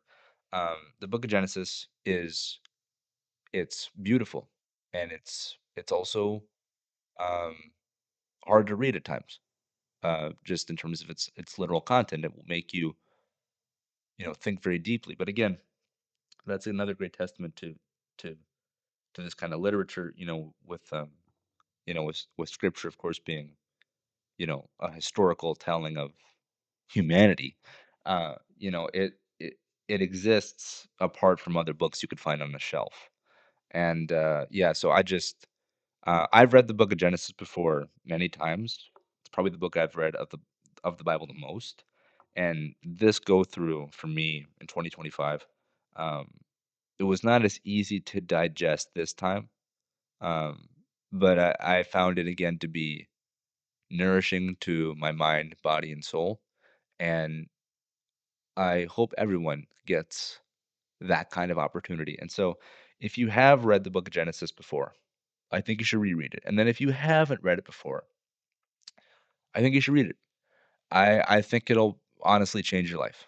I think it'll open your eyes, it'll open your heart, it'll open your mind, and it'll make you think about just kind of how the world operates. Because again, the book of Genesis literally tells the story of creation, of everything, the world, the stars, the universe, the plants, the animals. It tells you how it all began. And I think that you know, you'd be seldom to find a story as monumental as the story of creation. And yeah, so the book of Genesis, um, I'm not going to rank it, because again, it's scripture when compared to pieces of both fiction and nonfiction. But I mean, Genesis is nonfiction, but you know what I mean. But yeah, just those are the books that I read. So technically speaking, I read 13 books in 2025, but I ranked the 12, and then there's Genesis that's kind of outside of that. But yeah, kids, at the end of the day, just read a book, pick up a book, put down the phone, put down the game controller, pick up a book. If you don't have a book, I guess pick your phone back up and then get an audiobook. um, but just consume literature. I There's so many good stories and just good things out there, both again fictional and nonfiction, and just Yeah, movies are great, TV's great, video games are great. They can be great. But they can also like, at the end of the day, there's just a purity to books that you just can't beat. And so, yeah, please, pick up a book in 2026, and then pick up another one, and then another one. Um, I'm not saying I'll read more than 12 books in 2026. That would be honestly pretty tough for me. But if I can, great. And I hope you read at least one book in 2026. And then if you decide to read more, then great. I hope you have a good year consuming endless amounts of literature. But yeah, those are the books that I read in 2025, and I hope you decide to read all of them because I think all of them, even something like the Notebook and the Iliad, which I found to be incredibly dense and hard to consume, I still there's still bits of enjoyment in them, and so for whatever my opinion is worth, I hope that you will think about picking these up, and I hope that you enjoy reading them if you decide to. All right, kids, moving on, but now keeping it still in 2025 for a bit longer. I want to talk about the top 10 movies I saw in 2025. And, for my book collection of that year, I only read only, I read 12 books, so I talked about them all. Well, in 2025, I can't talk about all the movies I watched because, I saw 87 movies in the calendar year of 2025, which for some people it's that's a lot, and admittedly that is a lot. However, in 2024, I watched 141 movies, and at the tail end of that year, when the podcast was still in its infancy, I talked about my top 10, then. But yeah, so I'm still watching a lot of movies, but I was surprised to see that my viewing trend has gone down from 141 to 87. So got to get those numbers back up there. But I'm going to talk to you about the top 10 movies I saw in 2025, and this includes movies that were both released in 2025 and stuff that I saw that was not released in 2025. And so I have movies from like the 80s and from the mid 2000s and from the 2010s and stuff like that. And only looks like only two movies released in 2025 made my top 10 list. So, you know, take that for what it's worth regarding the year of movies here. And I rank these as I watch them, and I'll just be honest, there are more movies at the bottom of my list of my 87 that came out in 2025 than there are ones that made it into like the even like the top 20. So 2025 had some good movies, but overall really my top 10 was more or less comprised of watching older stuff, as it were. But before I get into my top 10, I do want to give some honorable mentions to some movies. Let's see. Firstly, one that I want to talk about is let's see here. Oh, yes, of course. How could I forget? F1 released in 2025. Look, that one did not make my top 10, but I mean it's a great movie. I saw that thing twice in theaters, and in the world of sports movies, people think of movies based on baseball, football, basketball, but F1, Formula One, racing is a sport, and for a movie to come out that's this sophisticated, this smart, this entertaining, to be based around the sport of racing is pretty crazy. And this movie is directed by the same guy that made Top Gun Maverick. His name is Joseph Kosinski. He also directed Tron Legacy, which is a great movie, and this movie also stars Brad Pitt as well, and he's just a bona fide, legitimate movie star. I mean, he's one in a million. So for him to come out and do this thing was really something. And in the same way that Top Gun Maverick was shot and they utilized real aerial footage with real jets and real pilots. They did the same treatment with F1. They treated it the same way in the sense that they had real cars doing real speed with real F1 drivers, professional drivers, and then of course you have Brad Pitt, filling in spots and being an actor and so on and so forth. But yeah, F1 I thought was a really really incredible movie, and then also just these two movies all kind of bundled together into one experience, and they just narrowly escaped my top 10 this year. They're definitely inside of the top, let's see, it looks like top 15. Definitely inside the top 20, and also looks like inside of the top 15 here. But I saw Revenge of the Sith, Star Wars Revenge of the Sith, and Star Wars The Empire Strikes Back. Both of these I got to see in theaters during re-releases. And look, Star Wars Star Wars is a remarkable franchise. It's some of the best filmmaking we've ever seen, both in terms of the prequel trilogy and the original trilogy. In my opinion, I think the entire collection of movies is it's just top-notch stuff, from acting to myth making to the very concepts inside of the movies. I mean, they're true treats of imagination, and you can't escape Star Wars. It's everywhere now. We have more Star Wars now presently being made than we've ever had before, ever since the franchise began.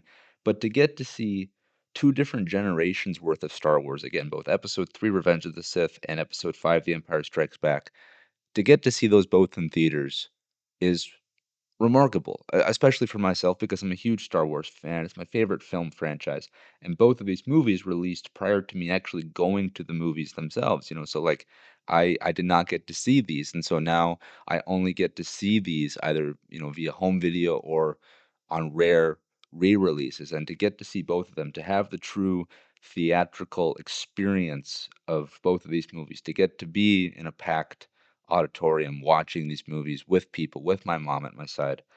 They're truly tremendous, and they also gave me a really strong just reminder of how much fun Star Wars is. Because yeah, since Disney acquired Star Wars, it's been hit and miss. It has. It admittedly has.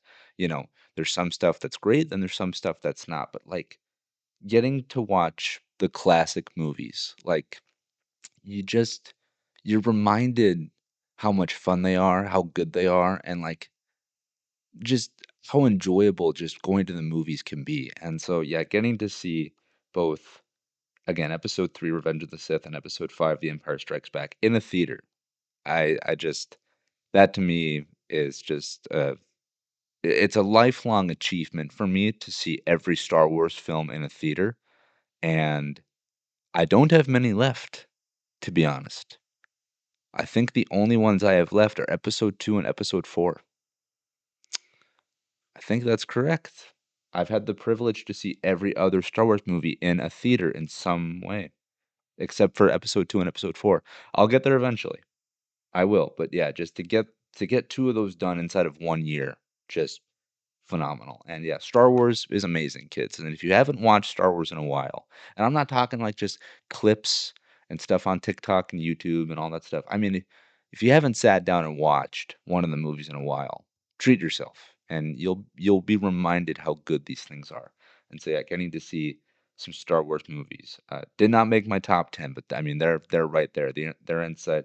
They actually occupy the 12, they occupy the 13th and 14th spots respectively.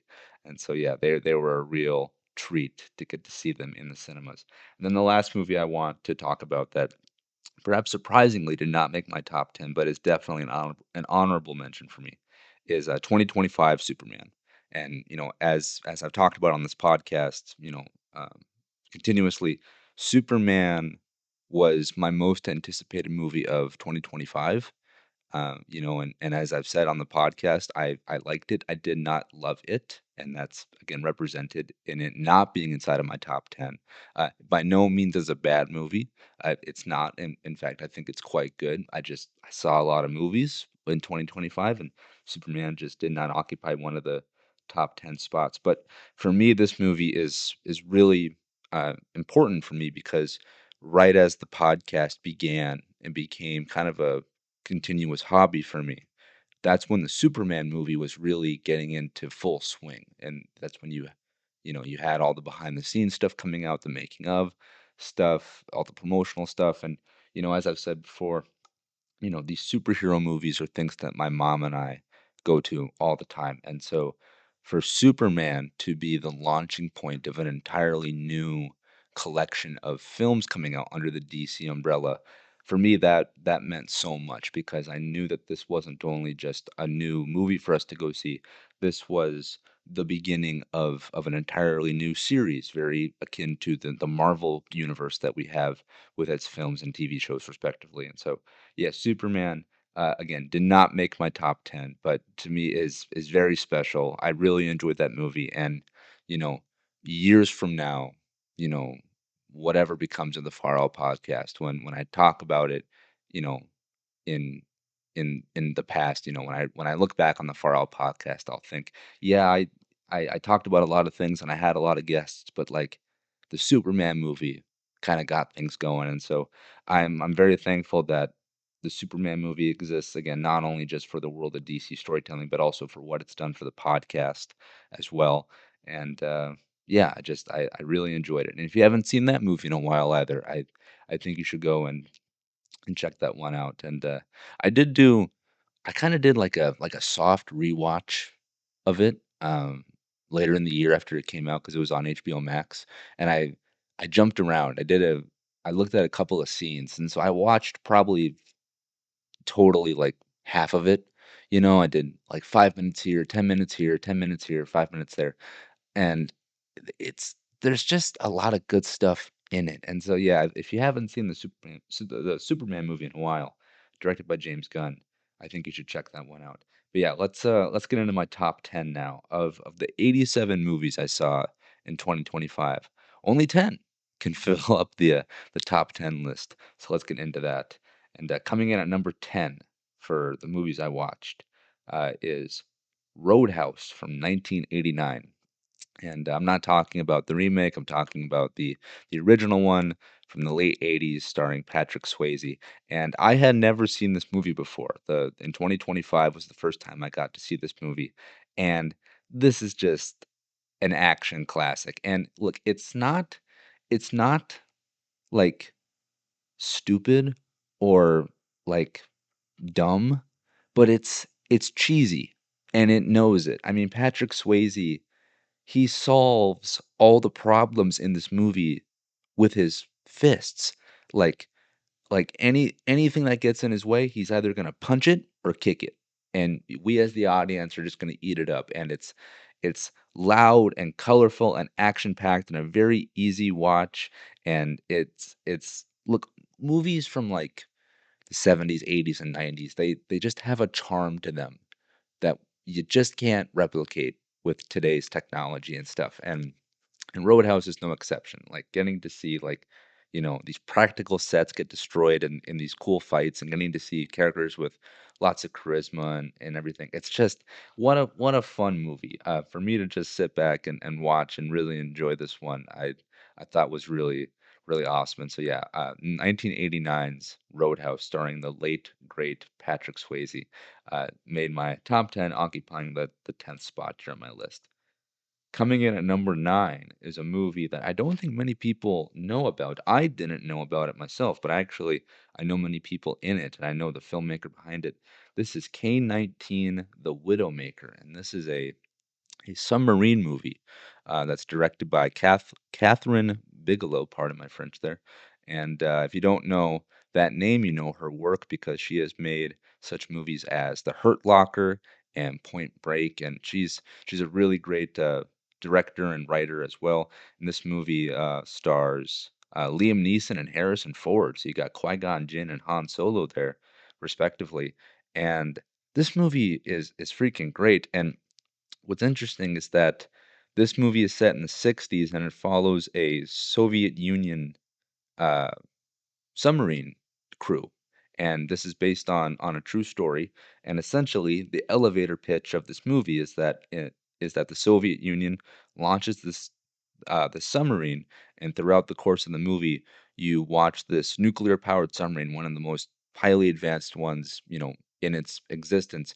It malfunctions, and the crew has to uh, fix the vessel, and they have to keep themselves alive and not let the technology fall into the hands of their enemies, that being the Americans. And so this is a really interesting movie because this movie presents the Soviet Union, the Russians, the Ruskies, as the good guys, as the guys that you want to root for. And look, if you're an American who consumes American cinema, if you consume Western media, normally, the common enemies of our movies are frankly, the Russians. Normally it's the Americans who are the rah good guys, but this movie presents it completely on the inverse in the sense that we are following the Soviet Union, Russian submarine team, and we're rooting for them, and they're the characters that we're invested in. And this movie is really well acted. Again, it's a historical representation of a real thing.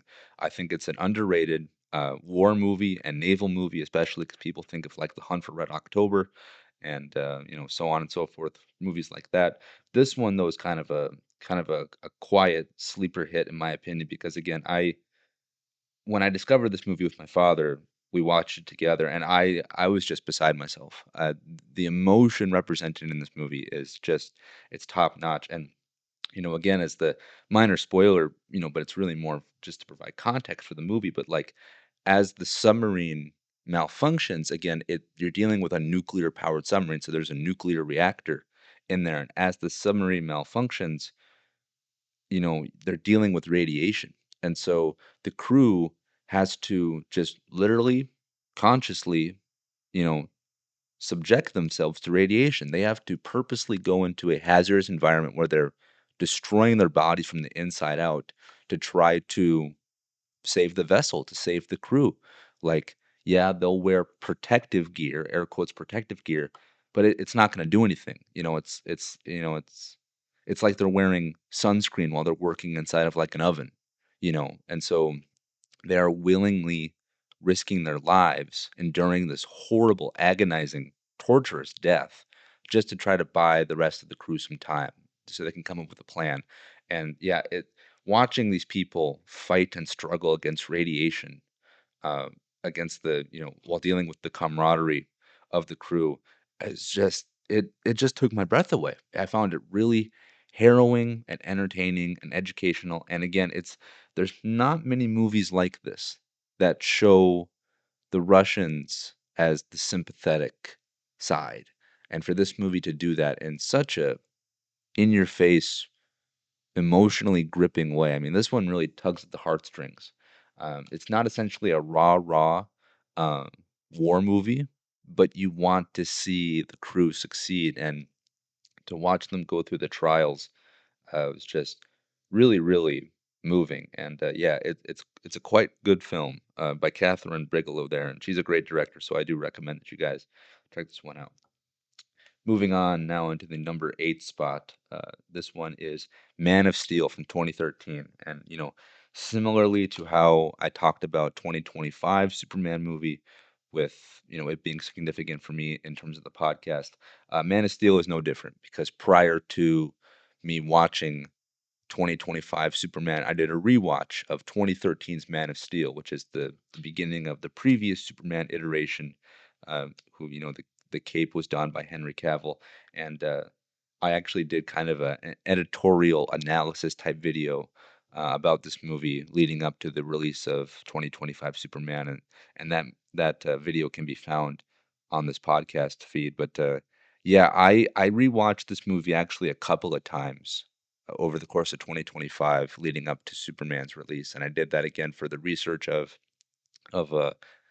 the analysis video I did, but then I just got sucked in because like, again, prior to Superman in 2025 relaunching the whole DC brand, Man of Steel was meant as the launching point of the previous iteration, where again you had Ben Affleck as Batman, Gal Gadot as Wonder Woman, Jason Momoa as Aquaman, and sadly that vision of the characters did not pan out. But Man of Steel as a solo movie it's really really good. It's a very mature superhero film. Sometimes it's too mature, and it can be divisive in that sense because you're taking the character of Superman and he's a symbol of hope, and you're putting him into this container that makes him much more somber and tone. It's much more tailored to adults, to young adults, than it is to children. But if you're in the right mindset, in the right mood, and frankly at the right age for this movie, it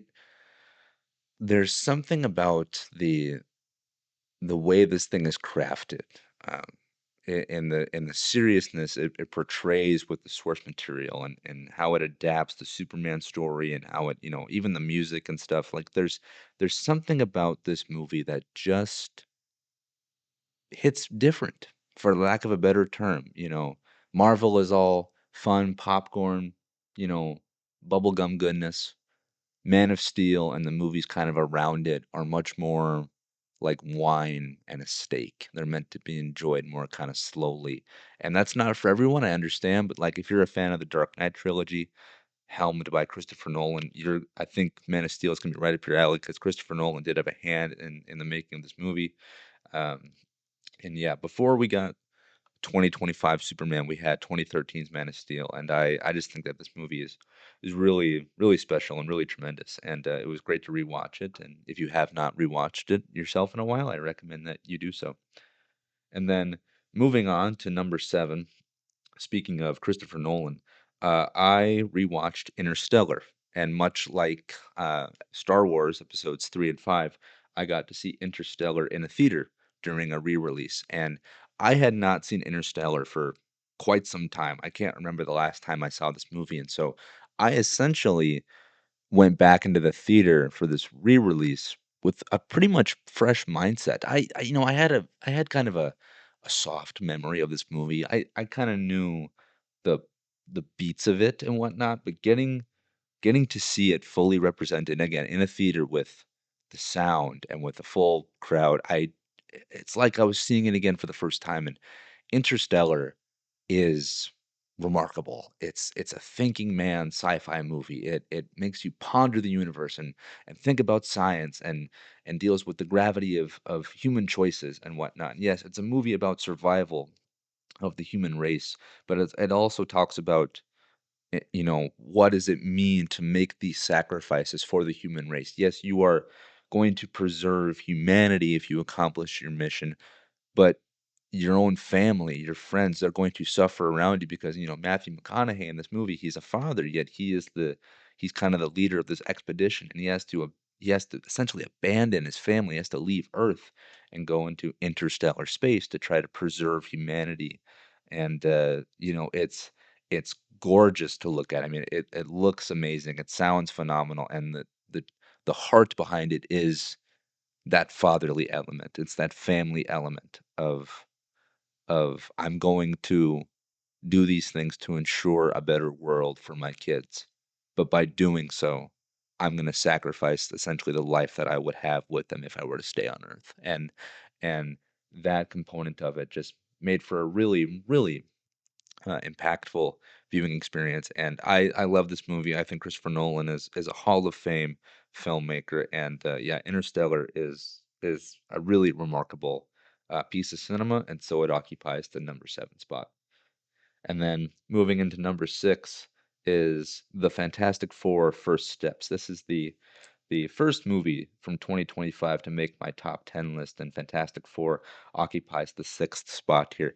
And this movie, this is an example of a movie that, what a delight it was, because as I said, I'm all in on the superhero stuff. Marvel, I'm there. DC, I'm there. Superman, couldn't wait. With the Fantastic Four, I could have waited. I'm just being honest, because even though I'm a nerd who loves this stuff, loves this kind of genre stuff, the Fantastic Four, at least for me, they're they're kind of lame. I'm just being honest, because let's break this down. You've got the Thing, the rock monster. Okay, he's an orange version of the Hulk.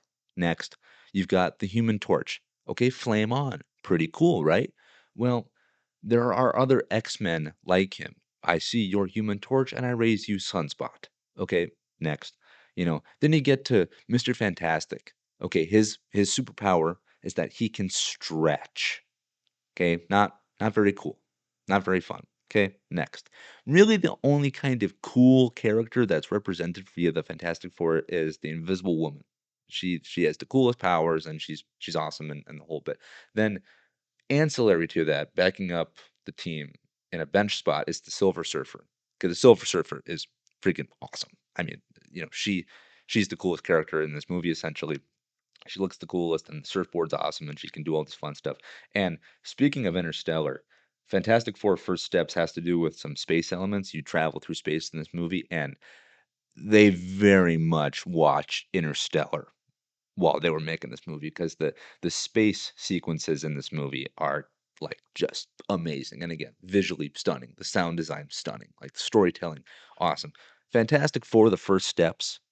This movie has the sauce. It does. It's really really good. I got to be honest, this was really awesome for me to experience because again, I was not looking forward to this. I had low expectations, and to see this thing come out and just wow me the way it did, freaking awesome. And again, the world that's built in this movie is crazy, building on like retro futurism, which is just a really cool art style. Everything looks like it's made from like the 40s, 50s, and 60s, but it's all like, futuristic. There's flying cars and ray guns and anti-gravity stuff, but it's got this retro feel to it. Like I ate that up. Like, everything this movie gave me, I was all in, man. And, yeah, I saw this one twice in theaters, and, I really, really enjoyed it. I thought Fantastic Four: First Steps was amazing. Moving on now to moving on now to spot number 5, the second film, from 2025 that made my top 5 list, the second one of 2 for 2025 releases. This is, in my opinion, the best movie released in 2025 that I saw, and this one is Predator: Badlands. And much like Fantastic Four: First Steps, I was not really looking forward to this. In fact, I was you could flip a coin if I was even going to see this one or not. Because Predator, I'd kind of been there, done that, but I heard great things, and the trailers were all right, and I liked the posters, and I took a chance on it. I did, and I'm so happy that I did. This movie rocks, okay? And it doesn't just reinvent the Predator franchise. It's it's a breath of fresh air for its franchise, and it's also a breath of fresh air for just sci-fi movies in general. There's stuff that they do in this movie that I've never seen before. Truly, I mean that sincerely.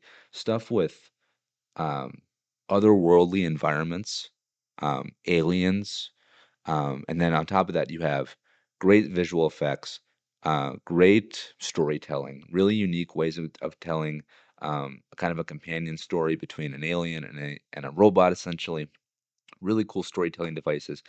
There's a lot of intrigue in this as well. And the design of everything going into this movie shows creativity. You can tell that the people that worked on this were just firing on all cylinders from, again, creature design, weapon design, sound design, plot, you name it. This movie is just a treat, front to back. Again, visually, music wise, action wise, you name it. I thought Predator Badlands was just refreshing in every aspect, which again is not something I'd expect from like the fifth or sixth Predator adaptation, but I was so happy to have been proven wrong. And I regret not seeing this more in theaters. I should have gone back. I should have gone back at least one more time because my jaw was in my lap watching this movie, and I walked out. I remember I immediately texted a friend of mine, and I was like, "Predator: Badlands is legitimately the best thing I've seen all year. You got to go see this." And we had plans to go see it. We talked about seeing it together. Just did not happen. But I should rewatch this because this movie floored me in terms of 2025 releases. And so yes, Predator: Badlands occupies the fifth spot in my top 10 movies that I watched in 2025. Moving on now to number 4, I watched The Patriot with Mel Gibson. And look, Mel Gibson is one of the greatest filmmakers, in the business. Is he the greatest human? No, he has a very checkered past. But I mean, he's made incredible films like, um, Lethal Weapon, Hacksaw Ridge, you name it. And this one, the Patriot, though he did not direct it, um, he acts his pants off in this thing. I mean, he he's a movie star, and he can carry this thing. And this movie is a remarkable piece of acting, of action, of history. Because again, it's set during the Civil War. No, not the Civil War. It's set during the French Revolution, American Revolution. Pardon me, kids, I don't know my history. Um, what's the war called where they fought the redcoats? Let me look this up quick. I should know this because I really enjoyed this movie. Again, this was also one that I had not seen before, and so getting to watch it in 2025 was the first time. The American Revolutionary War, that's what it was. So this is a movie set during the American Revolutionary War, and that I just again, this was made during a time when things were still real. You could not rely fully on computers and visual effects, and the craftsmanship going into this is nuts. And this thing is an epic. This thing is long. It's like over 2 hours long, and there's great action, there's great drama, there's great family dynamics. When we see these characters go through struggles, I legitimately got teary-eyed. Like, I got misty-eyed. It really grabs you, and again, it's set on the backdrop of a revolutionary war, pursuing freedom, and whatnot, and the way that they just convey all of this while somehow managing to also be entertaining. It's not relentless, but it doesn't let you go, and I think it's an incredible piece of filmmaking. I just think again from an action perspective, from a costume design, the whole deal. I mean, this movie is just it's a buffet of everything you could want, and yeah, I think that The Patriots starring Mel Gibson is a really remarkable movie. Getting now into my top three. At one point, this was I debated if this was going to be in my number two spot or number three spot in the year because this is also a movie that just floored me out of my seat. This is a movie called The Order, released in 2024. This is a movie that did not get a wide release, and I sadly missed it back in its original run. But I'm so glad that I finally decided to sit down and watch it. And this is a movie set during the 1980s, I believe. And this movie has to deal with an FBI agent who goes after a white supremacist group known as the Order. And yes, it is set during the 80s, according to the Google. And uh, this this movie, it, like phenomenal, like just phenomenal. Look, I I love period pieces. I'm a sucker for them. Anything set in the past, take me there. I want to see what it looked like, sounded like. So that alone, getting to see the 1980s be recreated was nuts, visually stunning. But then you get into the plot of this movie, and it has to deal with an FBI agent going after a white supremacist group. Uh, you have a hero that you actively root for, who's struggling with his own stuff. Again, there's a family component to this, so it's very strongly anchored, in my opinion. And then you have villains that you just want to see get taken down. You, as you're watching this movie, or at least for me, when I was watching it, I was like, "Go get them! You get them! Bring them to justice!" Like sincerely. Like what's crazy too is like you know getting to see a slice of history like this again, set in the 80s. You know, like you watch something like this, and you're just kind of amazed. Well, amazed isn't the right word, but you're taken back by what's being shown on screen because the evilness that's portrayed in this movie is disgusting. It's a white supremacist group. I mean, they're terrorists in the most, you know, disgusting way possible, and like they do stuff in this movie that's downright bone chilling. It's not a hard watch though. I want to make that clear. It's not like you need to you know, like pray before you see this, but like it's a very hard-hitting drama that just you can't look away because you're watching these people who are so messed up, who just pursue such an evil ideology. And then you have this guy, this FBI agent played by Jude Law, and he's just you just want to watch him succeed. You want to watch him take down this white supremacist terrorist group. And it I just I know I'm not giving the best review of this movie possible. Like I'm talking about a very surface level, but that's because I frankly I just don't want to give it all away because like there's so much that goes into this. This is really an incredible piece of dramatic filmmaking. It I think it's an important watch. I think it's also entertaining. Again, I think that the way that they show the 1980s from a location perspective, a color perspective, so on and so forth. And I think that as a piece of acting, this movie is great. And also as well, this is a movie made by Justin Kurzel, who really his most predominant thing is this movie called Assassin's Creed. He made a movie in 2016 called Assassin's Creed, a video game series I really like. I don't like that movie very much. He did not do a good job with that. But the guy clearly knows how to make an incredible film because The Order is incredible. It's an incredible crime thriller. And yeah, like I should rewatch this because I found it so entertaining and it had me on the edge of my seat watching this white supremacist group just get hunted down. And you just want to see them get brought to justice. And again, if you're a fan of period pieces, this is going to be right up your alley too. So yeah, The Order. Again, I did not talk about it in a very in-depth way. It was very surface level. But again, if you trust my opinion, if you trust my judgment on anything that you listen to in this podcast, I'd really recommend this movie. I think it's just amazing. Now, switching gears completely with my number two spot, a movie that's much more easy, much more family friendly to watch as opposed to The Order, is 2009's Fantastic Mr. Fox. What can I say? This is made by Wes Anderson, who he is one of the most unique filmmakers working today. His use of color and sound is remarkable. Fantastic Mr. Fox is a mature kids film. Not in the sense that it's mature like rated R, or anything like that, but it's mature in the sense that a whole family can enjoy this movie.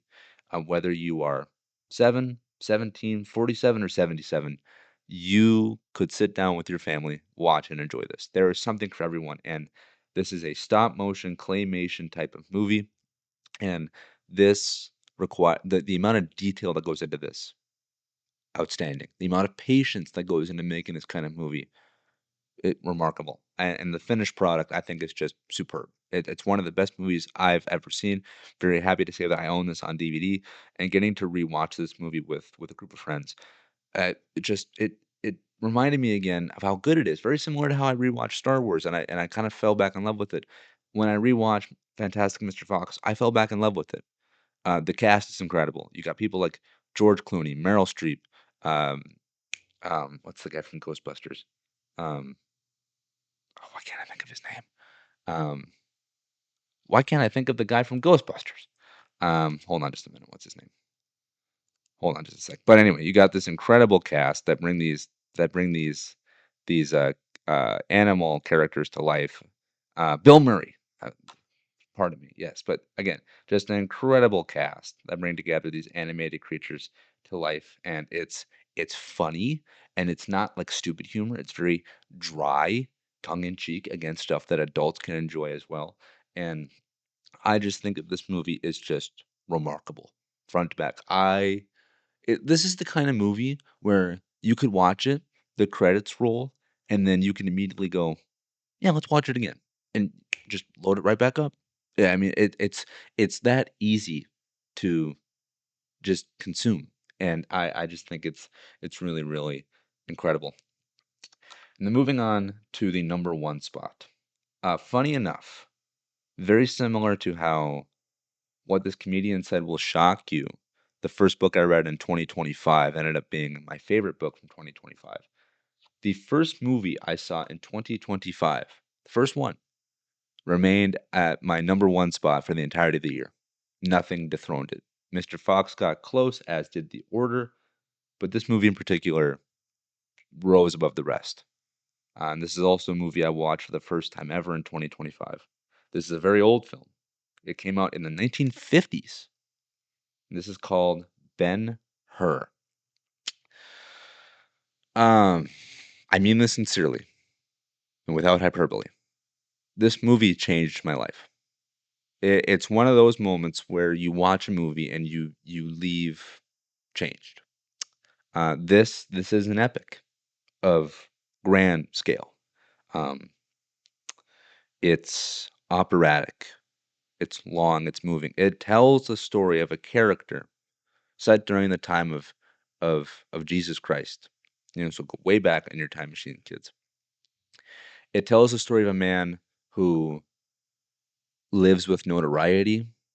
He's a predominant man of society, Mr. Ben-Hur himself. You watch him fall from grace. He goes from being a homeowner, a well-respected man in his community, and he ends up becoming a slave. You watch him get destroyed as a person, but then throughout this, the movie doesn't end there. He goes from being a well-respected citizen down to a slave and working his way back up into prominence through hard work, through vigor, through courage, through gladiator games and the mending of friendships and the testing of alliances. This movie is one of the greatest pieces of cinema I think that's ever been produced. Again, it's made during an era when you could not fake things with computers. It's all real. The sets are real. The costumes are real. The livestock, like there's horses and stuff in this. It's all real. Um, and the use of color and set direction is pitch perfect. There is so much emotion in this movie. Again, talking about you see someone rise from the ashes of destruction in a courageous way, one that also tests friendships and forms new ones, all set underneath this backdrop of cool action, and also set underneath the backdrop of Jesus Christ. This movie, while not about Jesus, features him in a almost supporting character type of role, because as we're following Ben-Hur, life goes on, and we see the birth of Jesus. We see him give sermons. We see him interact with people, and then the crucifixion happens. But it's all a backdrop. It's all a backdrop meant to frame the thought process and where Ben-Hur currently is on his own journey. As we're reminded of what Christ is doing in the world, we are watching it through the eyes of Ben-Hur and having that offer a reflection into part of the human condition. And I don't mean to make this thing sound so artsy dartsy as it might come across. This is a movie that I think it's a must see. I think that um, movies like Star Wars, at least the first one, A New Hope, Schindler's List, and Ben-Hur. I think that this movie is on an exclusive list of like this is a must watch. Like before you die, you should see this movie. Again, I could easily say you should watch Iron Man and Spider-Man. Like, yeah, for as much as I like those movies, you could live your life without seeing them. They're fine. Those are just pieces of entertainment.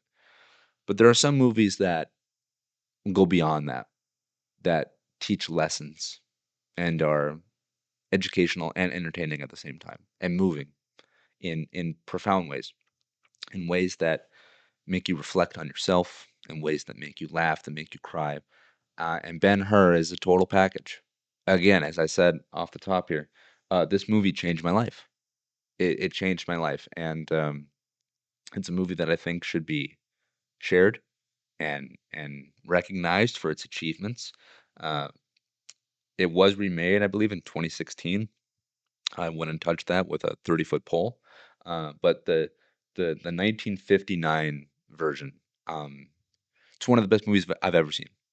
And again, of my opinions that I've shared on movies over the course of this podcast and over the course of this very episode of the podcast, if my opinions are worth anything, please watch Ben-Hur. Uh, watch it over Superman, over The Order, over F1. Watch Ben-Hur. Um, what a piece of filmmaking. I think it should be studied. And it's not something that I think you should just turn on and just watch, like, in the background, and just you got your phone in one hand and your popcorn in the other, like, when I started this movie, I wasn't sure what to expect, and, my my heart and my mind were overwhelmed with the storytelling presented on screen, and, yeah, Ben-Hur was a transformative experience. It changed my life. It did. Um, yeah, and so, look, again, I'm not talking about this movie in very deep contexts. I could I'm not saying I will do this, though I've thought about it, but I could do a whole episode on Ben-Hur, very similar to how I did a whole episode on Man of Steel. It's that good. It's just I don't know what more I can say about it. If you have not seen the movie, I feel that there is a very important. Um, I feel that there are reasons why you should watch this movie. Um, from a production level to a just a sense of responsibility. I think it's really mature. Um, and also again, it's also just entertaining too, which is nuts. A movie of that grandeur, of that scale, um, is crazy. Um, you know, Star Wars is viewed as the gold standard for sci-fi epics. And I still believe that to be true. The Lord of the Rings trilogy, directed by Peter Jackson, is also viewed as the gold standard for like the sword and sandals epic type of movie. Ben-Hur gives it a run for its money. Um, again, this is a huge movie, um, in terms of length, in terms of production, um, but it wastes nothing.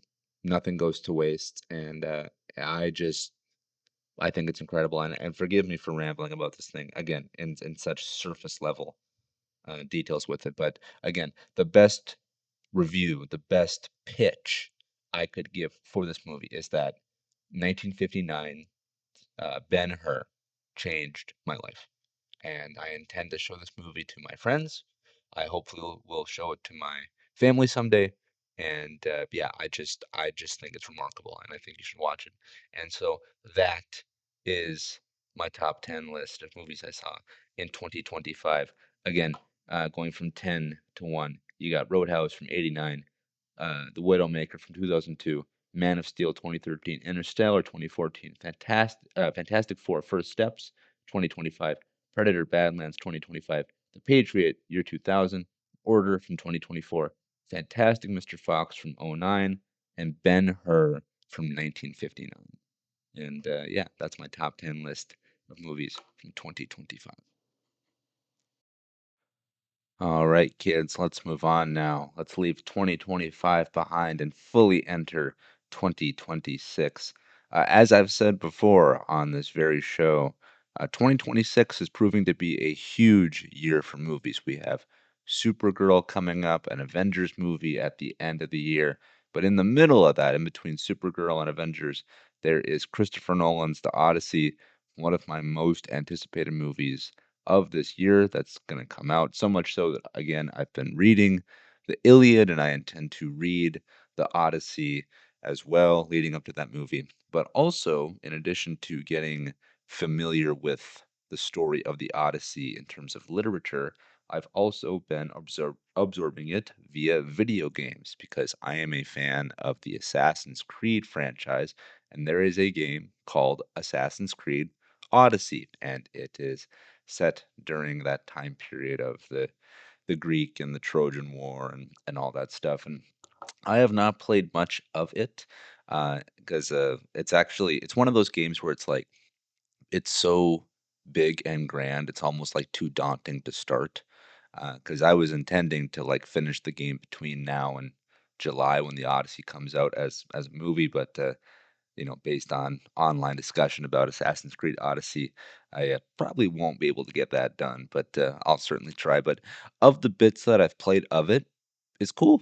It's fun. It provides context for it, and like I said, you get to fight amongst these cool historical battles, and you're equipping you're unlocking and equipping swords and new armor, and you're learning about culture as well, because that's the thing with Assassin's Creed is that yeah, it's a video game and it's exaggerated history, and it has fantastical elements in it as well, but like they also go to really painstaking detail to get the time period correct, to get the locales correct, to try to recreate like the actual architecture that you would have found during those time periods. And so, uh, yeah, again, Assassin's Creed Odyssey is just kind of continuously whetting my appetite for Christopher Nolan's The Odyssey, because again, in lieu of that movie coming out, I'm just trying to kind of familiarize myself with the world that it's going to take place in. And yeah, the Iliad was kind of an awkward read, and if that's any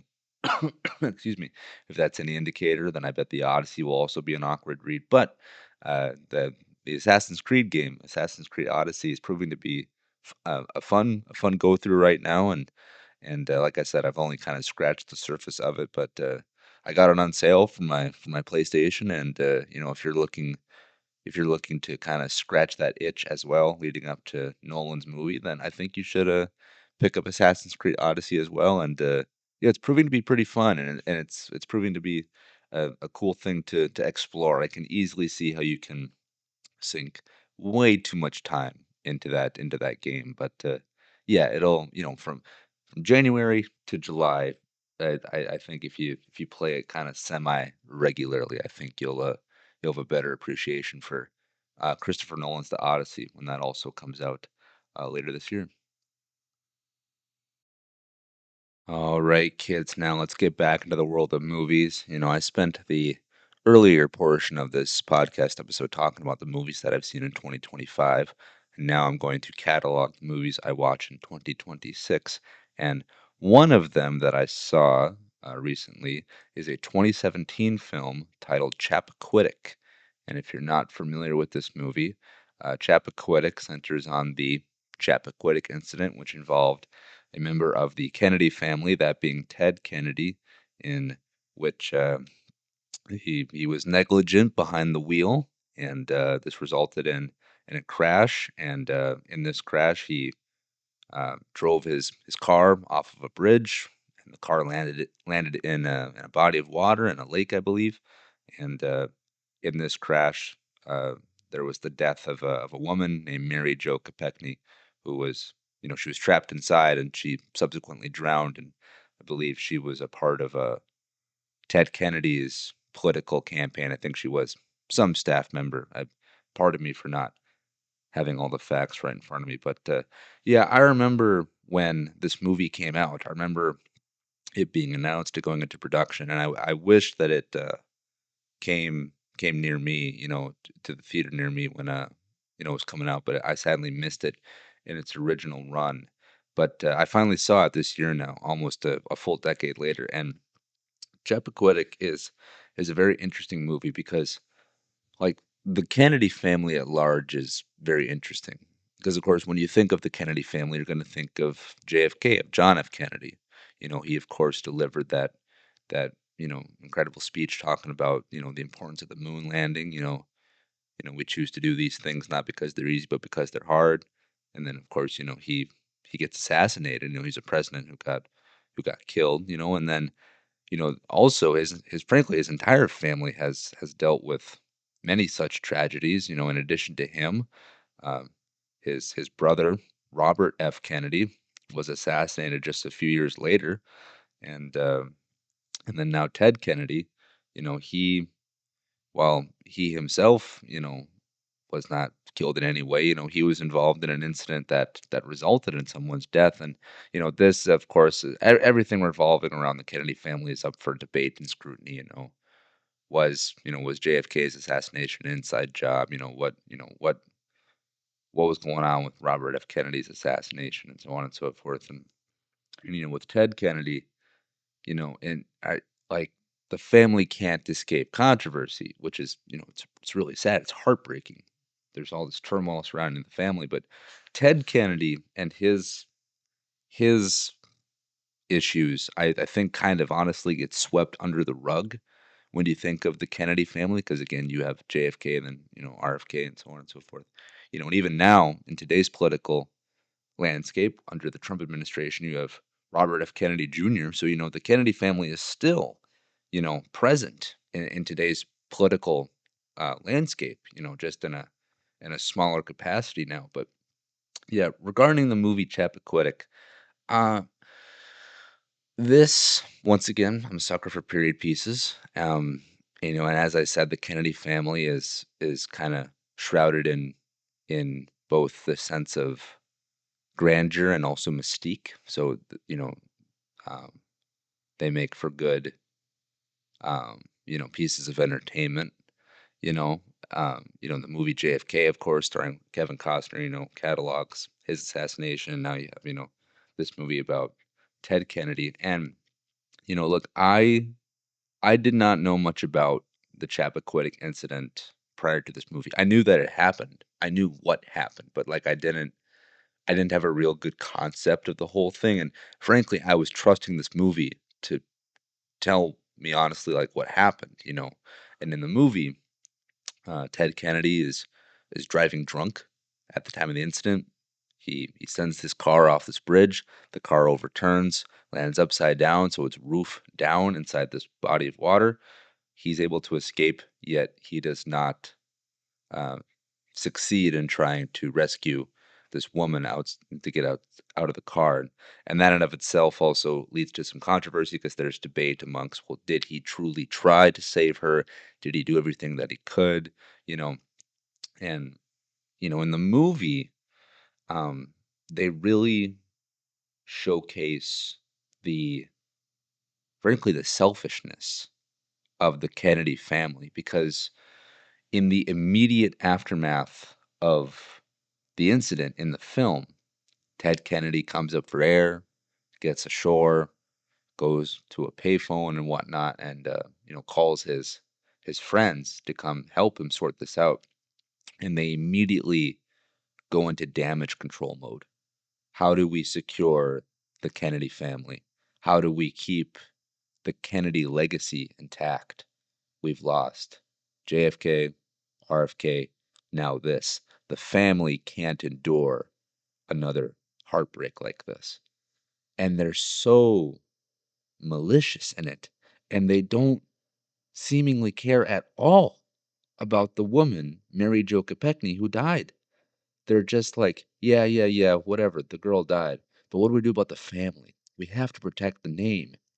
I mean, they treat it like a mafia, at least in the movie. That's how it's portrayed. So much so that in the aftermath of the incident, as they're trying to rack their brains about how do we spin this, for the press, they get together an assembly, a team of lawyers and script writers and press personnel, and they're all gathered together. How do we protect Ted Kennedy? How do we protect the Kennedy legacy? And it's really, really icky to watch. And like, again, I don't know how accurate this is. I'm honestly trusting the movie to be my guide with this. Of course, with this kind of subject matter, depending on the views of the filmmakers and the cast and the crew, they might portray things in a certain light. They might have a bias, who knows? But the way that this is presented, whether it's biased or not, I could buy that this all happened. I could buy that Ted Kennedy was more prioritized with himself and his name and his family than he was with, um, you know, paying tribute to this woman. Perhaps he did not do everything he could to save her. This movie is a hard watch in the sense that, like, you're watching a piece of history, a piece of relatively kind of unknown history, in my opinion. And when it's presented to you in this very revealing light, yeah, it's a lot to take in. And so, I did enjoy the movie. I did. Um, it's very well made. Again, it's a period piece. It's a great drama. It's very well acted, has a great cast. And I found it to be educational, but like it was by no means an easy watch. And it doesn't overstay its welcome either. But like you're just you're watching this family get consumed in itself, and sadly, you know, Ted Kennedy is made out to be the ultimate victim in the movie, when in reality, the real true victim is this poor woman, this 28-year-old woman named Mary Jo Kopechne, who died.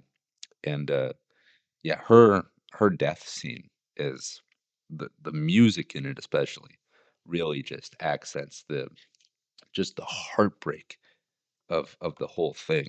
I mean, you're watching this person drown, and they they don't pull away. They show it to you, and it's rough. But I truly believe that was done on purpose and with intent. Like they wanted you to see this thing in its true ugly, heartbreaking fashion, and yeah, it's just yeah, Chappaquiddick is a very interesting movie, and also and it catalogs a very interesting piece of history as well. And so, if you are not familiar with this portion of the Kennedy family, I think you should read up on it. And then, if you perhaps want a more visual representation of this event, then I do recommend you watch this film. But yeah, there's lots of great movies about the JFK family, and I think that this is another uh, strong piece uh, in the representation in the entertainment landscape. And so, yeah, I do recommend the movie, but yeah, definitely not a feel good watch, but still important nonetheless.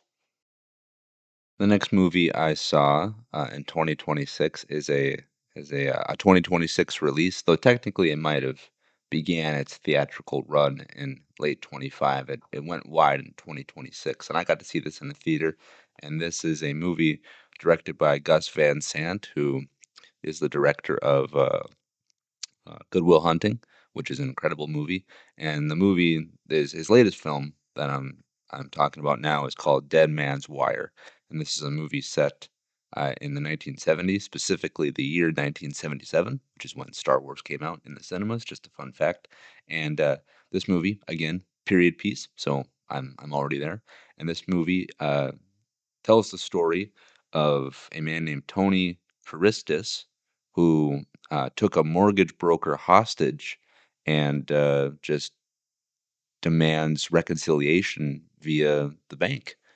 It's essentially a movie about an individual who got pushed over the edge and decided to enact vengeance on part of what happened to him. And this is a crazy movie because first of all, I knew nothing about the movie. All I knew is that it was a period piece crime drama uh, directed by Gus Van Sant. I didn't know the plot, who was in it, nothing. I truly, again, went for the fact that it's a period piece and a crime drama, and the fact that the director is someone I'm familiar with.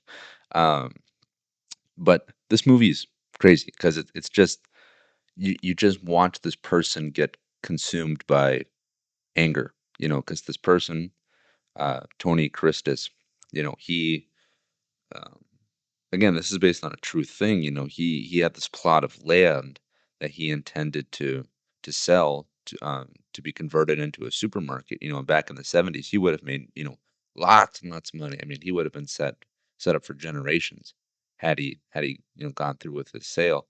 And the mortgage broker comes in and you know devalues the property and tries to strip him of everything like that. And so he gets so fed up by how the banks are mistreating him that he takes a hostage. And the reason why it's called Dead Man's Wire is because he has this shotgun rigged up to a wire system where he loops he loops a wire noose. He loops this noose around his hostage's head, and that thing is tied to the trigger.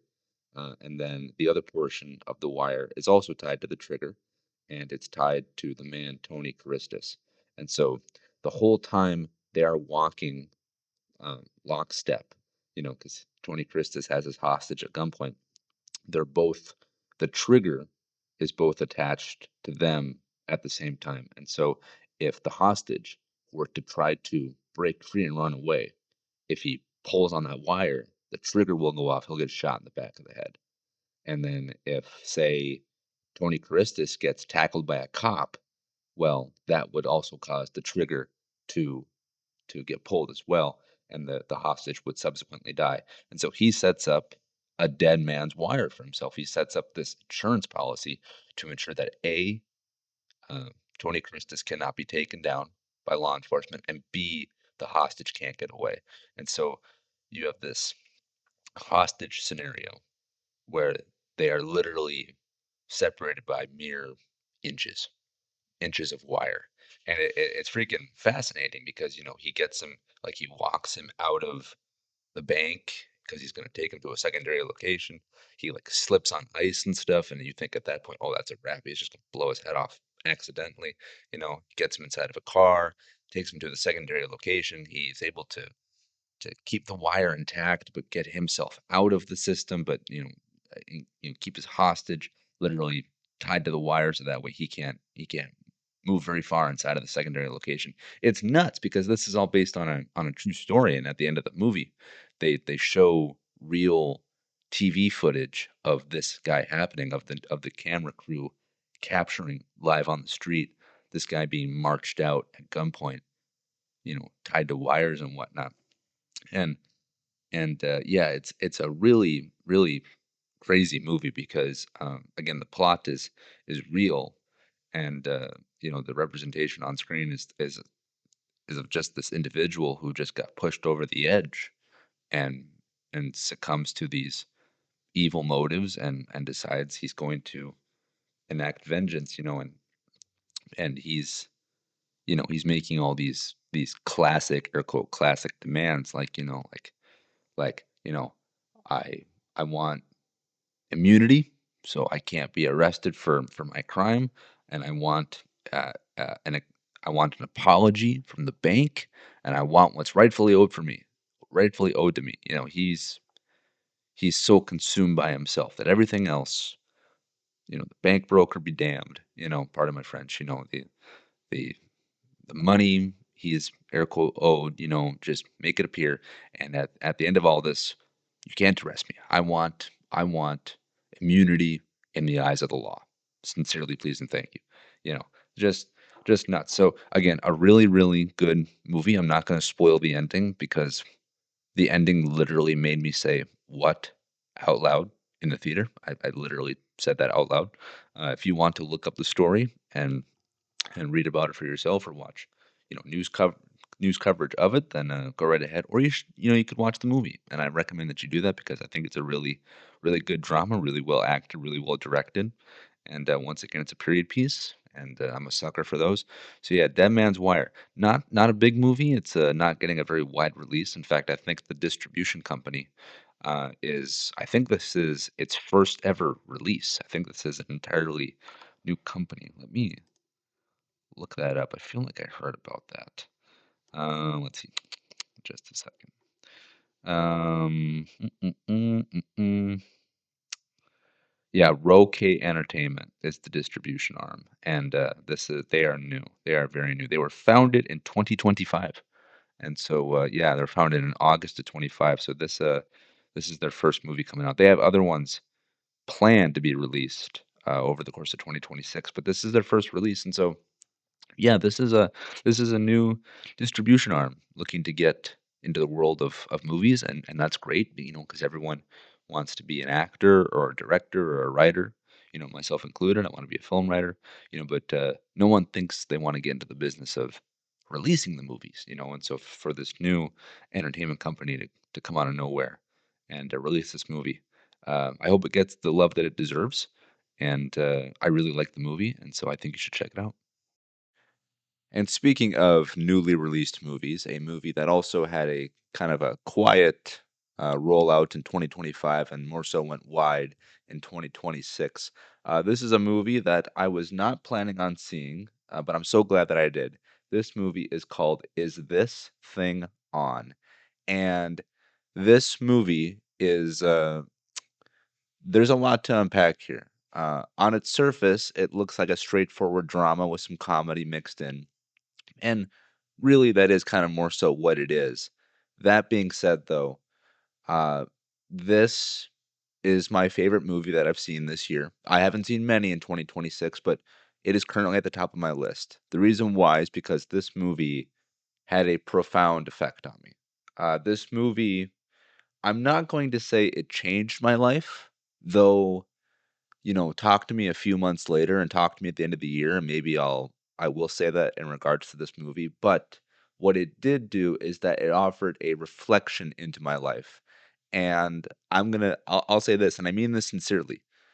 This movie was a hard watch for me, not because the movie is poorly made. On the contrary, I think it's quite well made. I think it's a real exquisite piece of cinema. It was hard for me though because of the subject matter of this movie. This movie is very, very personal to me because essentially the elevator pitch of this movie is that a couple is going through divorce and the husband reconciles and tries to uh, move on, so to speak, through the use of stand-up comedy. And for me personally, for me specifically, uh, look, I've talked about this before. I haven't gone into great detail, but I'm not going to hide who I am. I've said that from the beginning. But my parents got divorced. They got divorced when I was in college, and so I was a grown man. It's not like I had to live, you know, in two separate households. On the contrary, I was fully independent at the time, and you know, but despite that being the case, it still rocked my world. Their separation honestly destroyed my world. It affected me in ways that I didn't think was possible. And, you know, I love my mom, I love my dad if they're listening, and I know that they are, then, I love you and, may God bless you and so on and so forth. But look, just because I'm a grown man doesn't mean I'm not immune to dealing with that kind of heartbreak. And so having to now live in the aftermath of that, it's been very hard for me. There are things that are now tainted in my life that were once, you know, just strictly purely good. And also, and I mean this sincerely too, and there are, if any of my friends are listening, I've had a couple of my friends say that I should try stand-up comedy because, humbly, respectfully, I view myself as a comedian. I love to make my friends laugh. I've even written jokes, and yeah, I've thought about doing stand-up comedy. It's just I'm honestly I don't have the real stomach for it. I frankly lack the courage to do it. I like getting behind this microphone because, very seldomly do you see my face, but uh, when I'm up on a stage for a comedy night, then I'm in front of people, and that can be daunting. I get legitimate stage fright, but so for me, watching this movie and watching and seeing how divorce was handled in this and how it affected the husband, the father, the mother, the wife, the children, the friends of the couple. Um, that was hard. I'm not gonna say like, oh, my parents went through the same thing. I don't know the specifics, but like I just, movies are meant to be a sense of escapism. We watch Star Wars because we want to go into outer space. We watch Avatar because we want to go to Pandora. We even, we watch movies like the Jason Bourne series because we want to be like a spy. Stuff like that. You know, we don't always want to see movies that just simply show a reflection of what we're dealing with because we're already dealing with that in our real world. And so for this movie to come out and for it to present something as turbulent as divorce in a piece of entertainment that speaks on it with reverence and speaks on it with responsibility and also uses stand-up comedy to again not just provide levity for the audience but also uses it as a crutch for the characters themselves. I just thought that this movie had such a tightrope to walk and it did it exquisitely. I i i got misty-eyed in this movie. I laughed during this movie and I felt during this movie. And as cheesy and as schmaltzy as that sounds, it's just the truth. This movie made me feel good things, bad things, and it offered a look back into my own life. And again, that's not always something we're always readily jumping towards. So we often want to hide from things that make us uncomfortable. But for myself, um, you know, I just it really hit me. And it kind of was it was one of those it's one of those moments in life where you kind of feel yourself grow up a little bit. You feel yourself get a little more wise, a little more seasoned in life. And this movie did that for me. And look, you know, I don't know if people will have the same reaction to watching it as I did. If you do, God bless you. If this is something that you're personally dealing with, if you have divorce in your life, or if you yourself are afraid to get up and do things in a public setting, I hope that this movie steers you in a more positive direction. And if you also listen to this review of the movie and think it's something I can't handle, I completely respect that. I do. Because again, this movie is a hard watch if you're dealing with it in a very personal manner. That being said, from a purely entertainment perspective, great movie. Great. Uh, Bradley Cooper directed it. Of course, he's known for like the Hangover trilogy and being the voice of Rocket Raccoon and whatnot. But now he's getting behind the camera as well. He directed A Star Is Born. He directed that movie Maestro, which I never saw, but I heard was pretty good. And now he directed this. This movie also stars himself, Bradley Cooper, in a role as well. This movie also stars Will Arnett, who is the voice of BoJack Horseman. So that's pretty great as well. Because again, BoJack Horseman's voice is essentially just Will Arnett's voice, and so if you like BoJack, you like this movie, so on and so forth. You're essentially watching BoJack Horseman do stand-up comedy, so that's pretty great. And then this movie also stars Laura Dern, and she herself is an incredible actress in her own right. And so yeah, just from a writing level, from a directing level, from an acting level, from a personability level, I just thought that this movie was really really remarkable, and it's also based on a true story as well. And I won't spoil the ending if this is a movie that you want to see, but I'll say this: it has a happy ending. It made me feel fully and totally satisfied, and this movie took my breath away.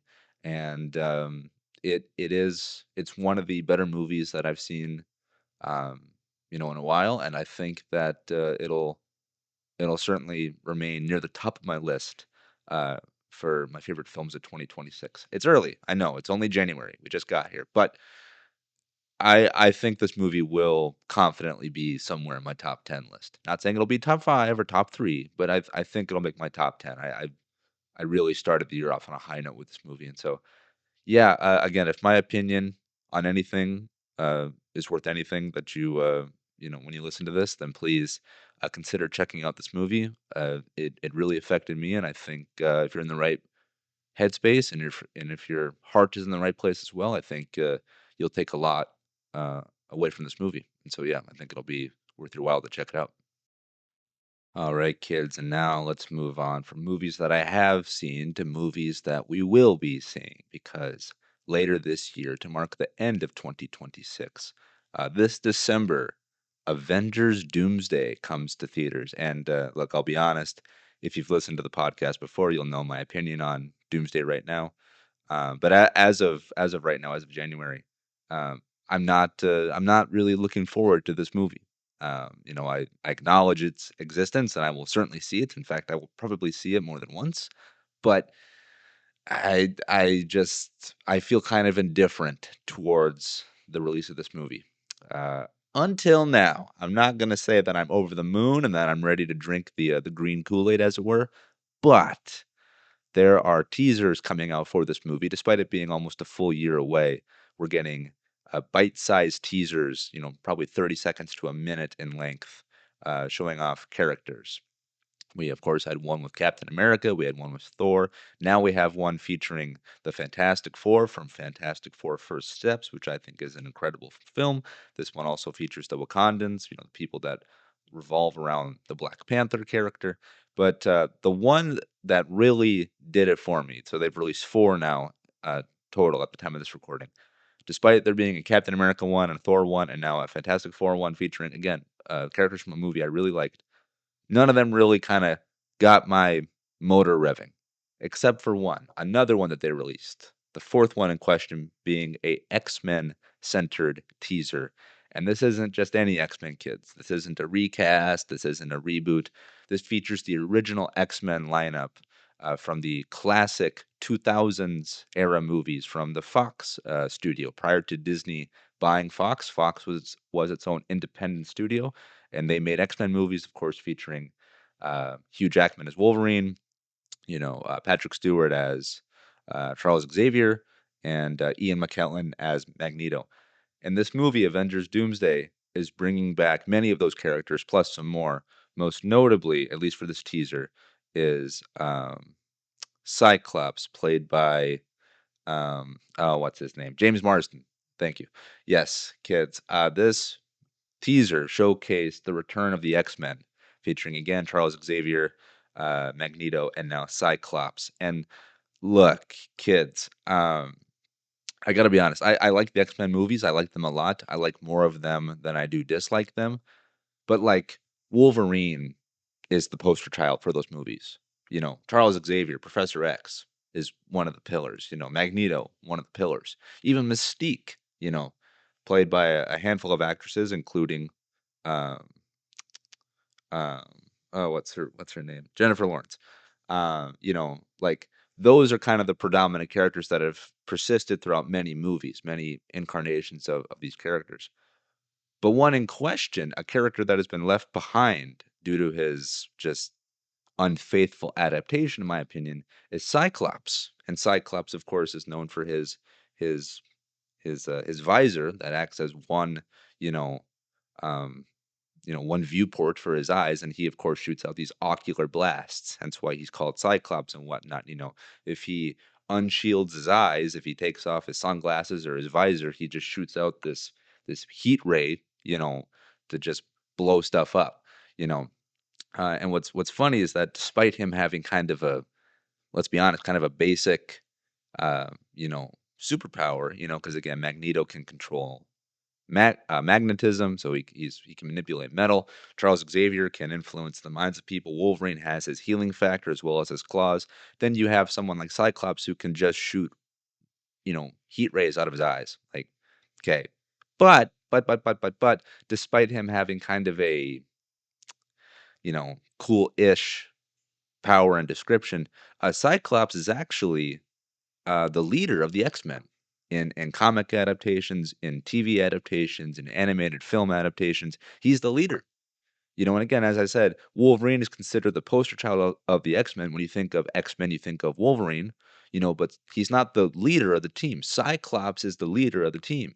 He is kind of a quasi Captain America-esque figure when it comes to the X-Men. He's someone who is very raw. He's a genuine bona fide leader, and he has the respect of his peers, in story adaptations, except when it comes to the movies. When it comes to the movies, he's been delisted to a side character. He hasn't got his due. He hasn't had much to do. He hasn't been in the movies very prominently at all, so much so that he has not been in recent movies at all. He wasn't in, any of the last couple of X-Men movies done under the Fox banner. But now that Fox has been acquired by Disney and the X-Men are coming into the Avengers fold, Cyclops appears to have gotten his due because he takes center stage of this teaser. And not only does it showcase his powers on a cool display, but he also has a comic accurate suit, a yellow and blue suit, and it looks freaking amazing. And I love the sense of tone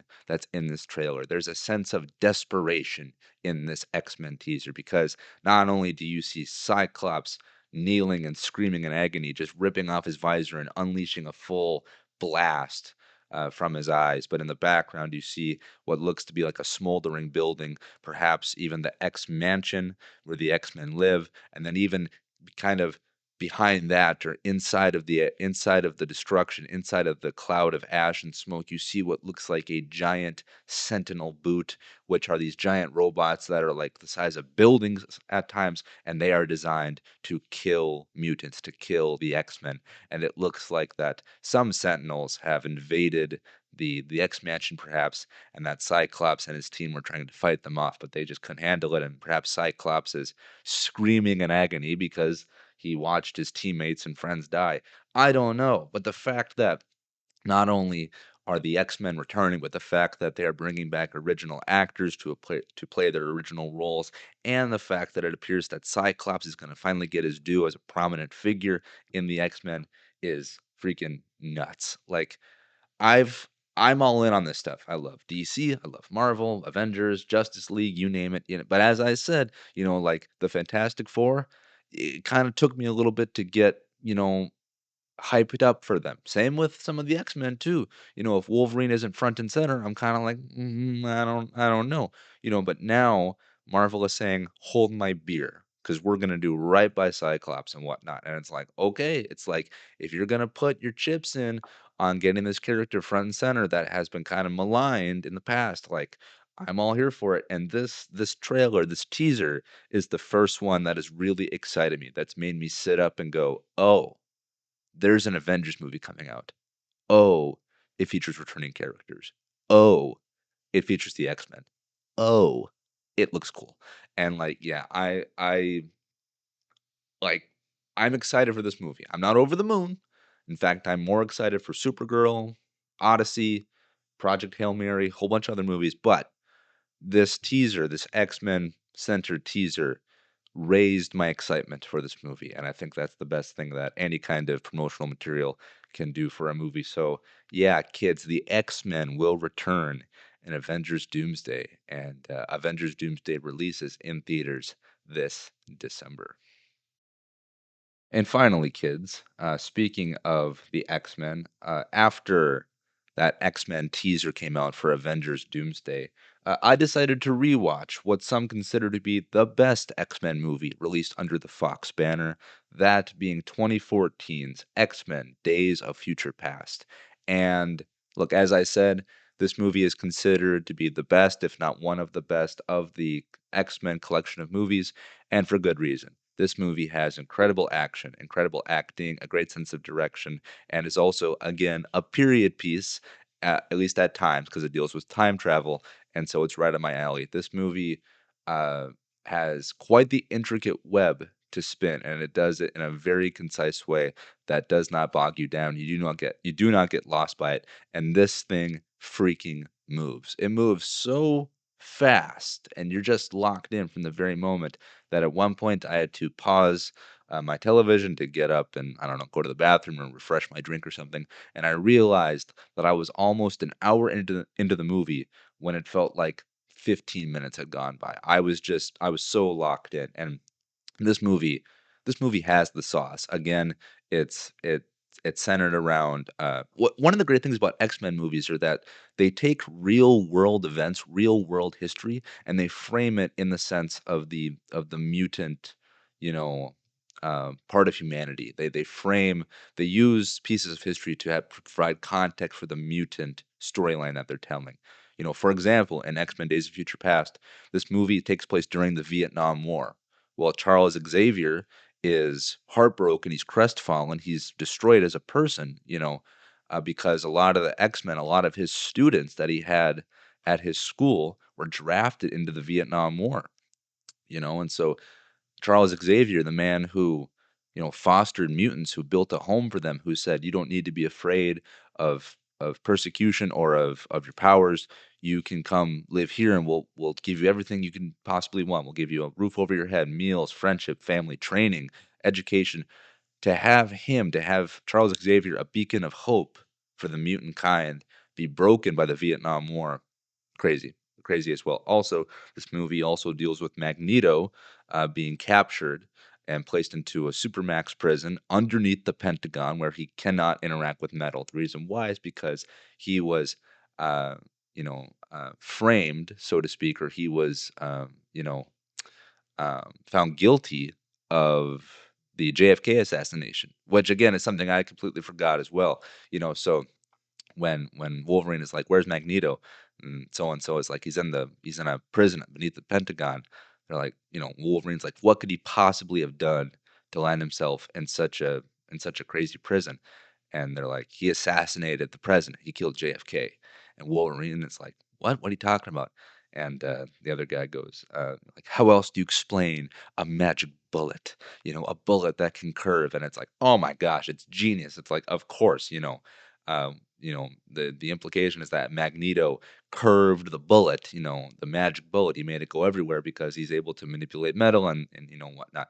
But then you find out that actually Magneto was trying to save the president. He was trying to save John F. Kennedy because JFK was a mutant, and he thought that if he could have the president be proven to be, quote, one of them, that Magneto could use his stature to further the mutant agenda, to say, yes, we're different. Yes, we have powers. Yes, we can be dangerous, but we're still people as well. And so the X-Men movies, while being action, adventure, sci-fi romps, they also offer great social commentary, great historical commentary, and X-Men Days of Future Past does that in spades. It's also a great time travel movie taking place in both a dystopian future and the past. That's where the past comes in. Wolverine has to travel to the past, to the Vietnam era of our history, to try to correct the future from going dystopian. And this movie is incredible. Again, as I said, it moves, it's entertaining, it's got great writing. It's it's one of the best. I think it's one of the better time travel movies in existence, and I do think it's one of the better, if not the best, X-Men movie in existence. And look, not all these movies hit. X-Men Origins Wolverine is that's rough. X-Men 3 is also it's rough. But we have X-Men First Class, which is great. We have Days of Future Past, which is great. So there are gems inside this collection of movies prior to them being acquired by Disney, and X-Men Days of Future Past is one of them. And so, yes, kids, if you're like me, someone who got really excited over the X-Men teaser for Avengers Doomsday, and you decided to perhaps revisit the X-Men collection of movies prior to Fox being bought by Disney, I recommend you check out X-Men Days of Future Past. You will not be disappointed. And that will do it for this episode of the Far Out Podcast. Thank you so much for watching and for listening. I hope you have a good start to your new year, and I hope that your respective sports teams are winning in whatever arena they're playing in. And I hope that you have a good time at the movies, and that that you make 2026 your year. All right, I'll see you in the next one. Bye bye.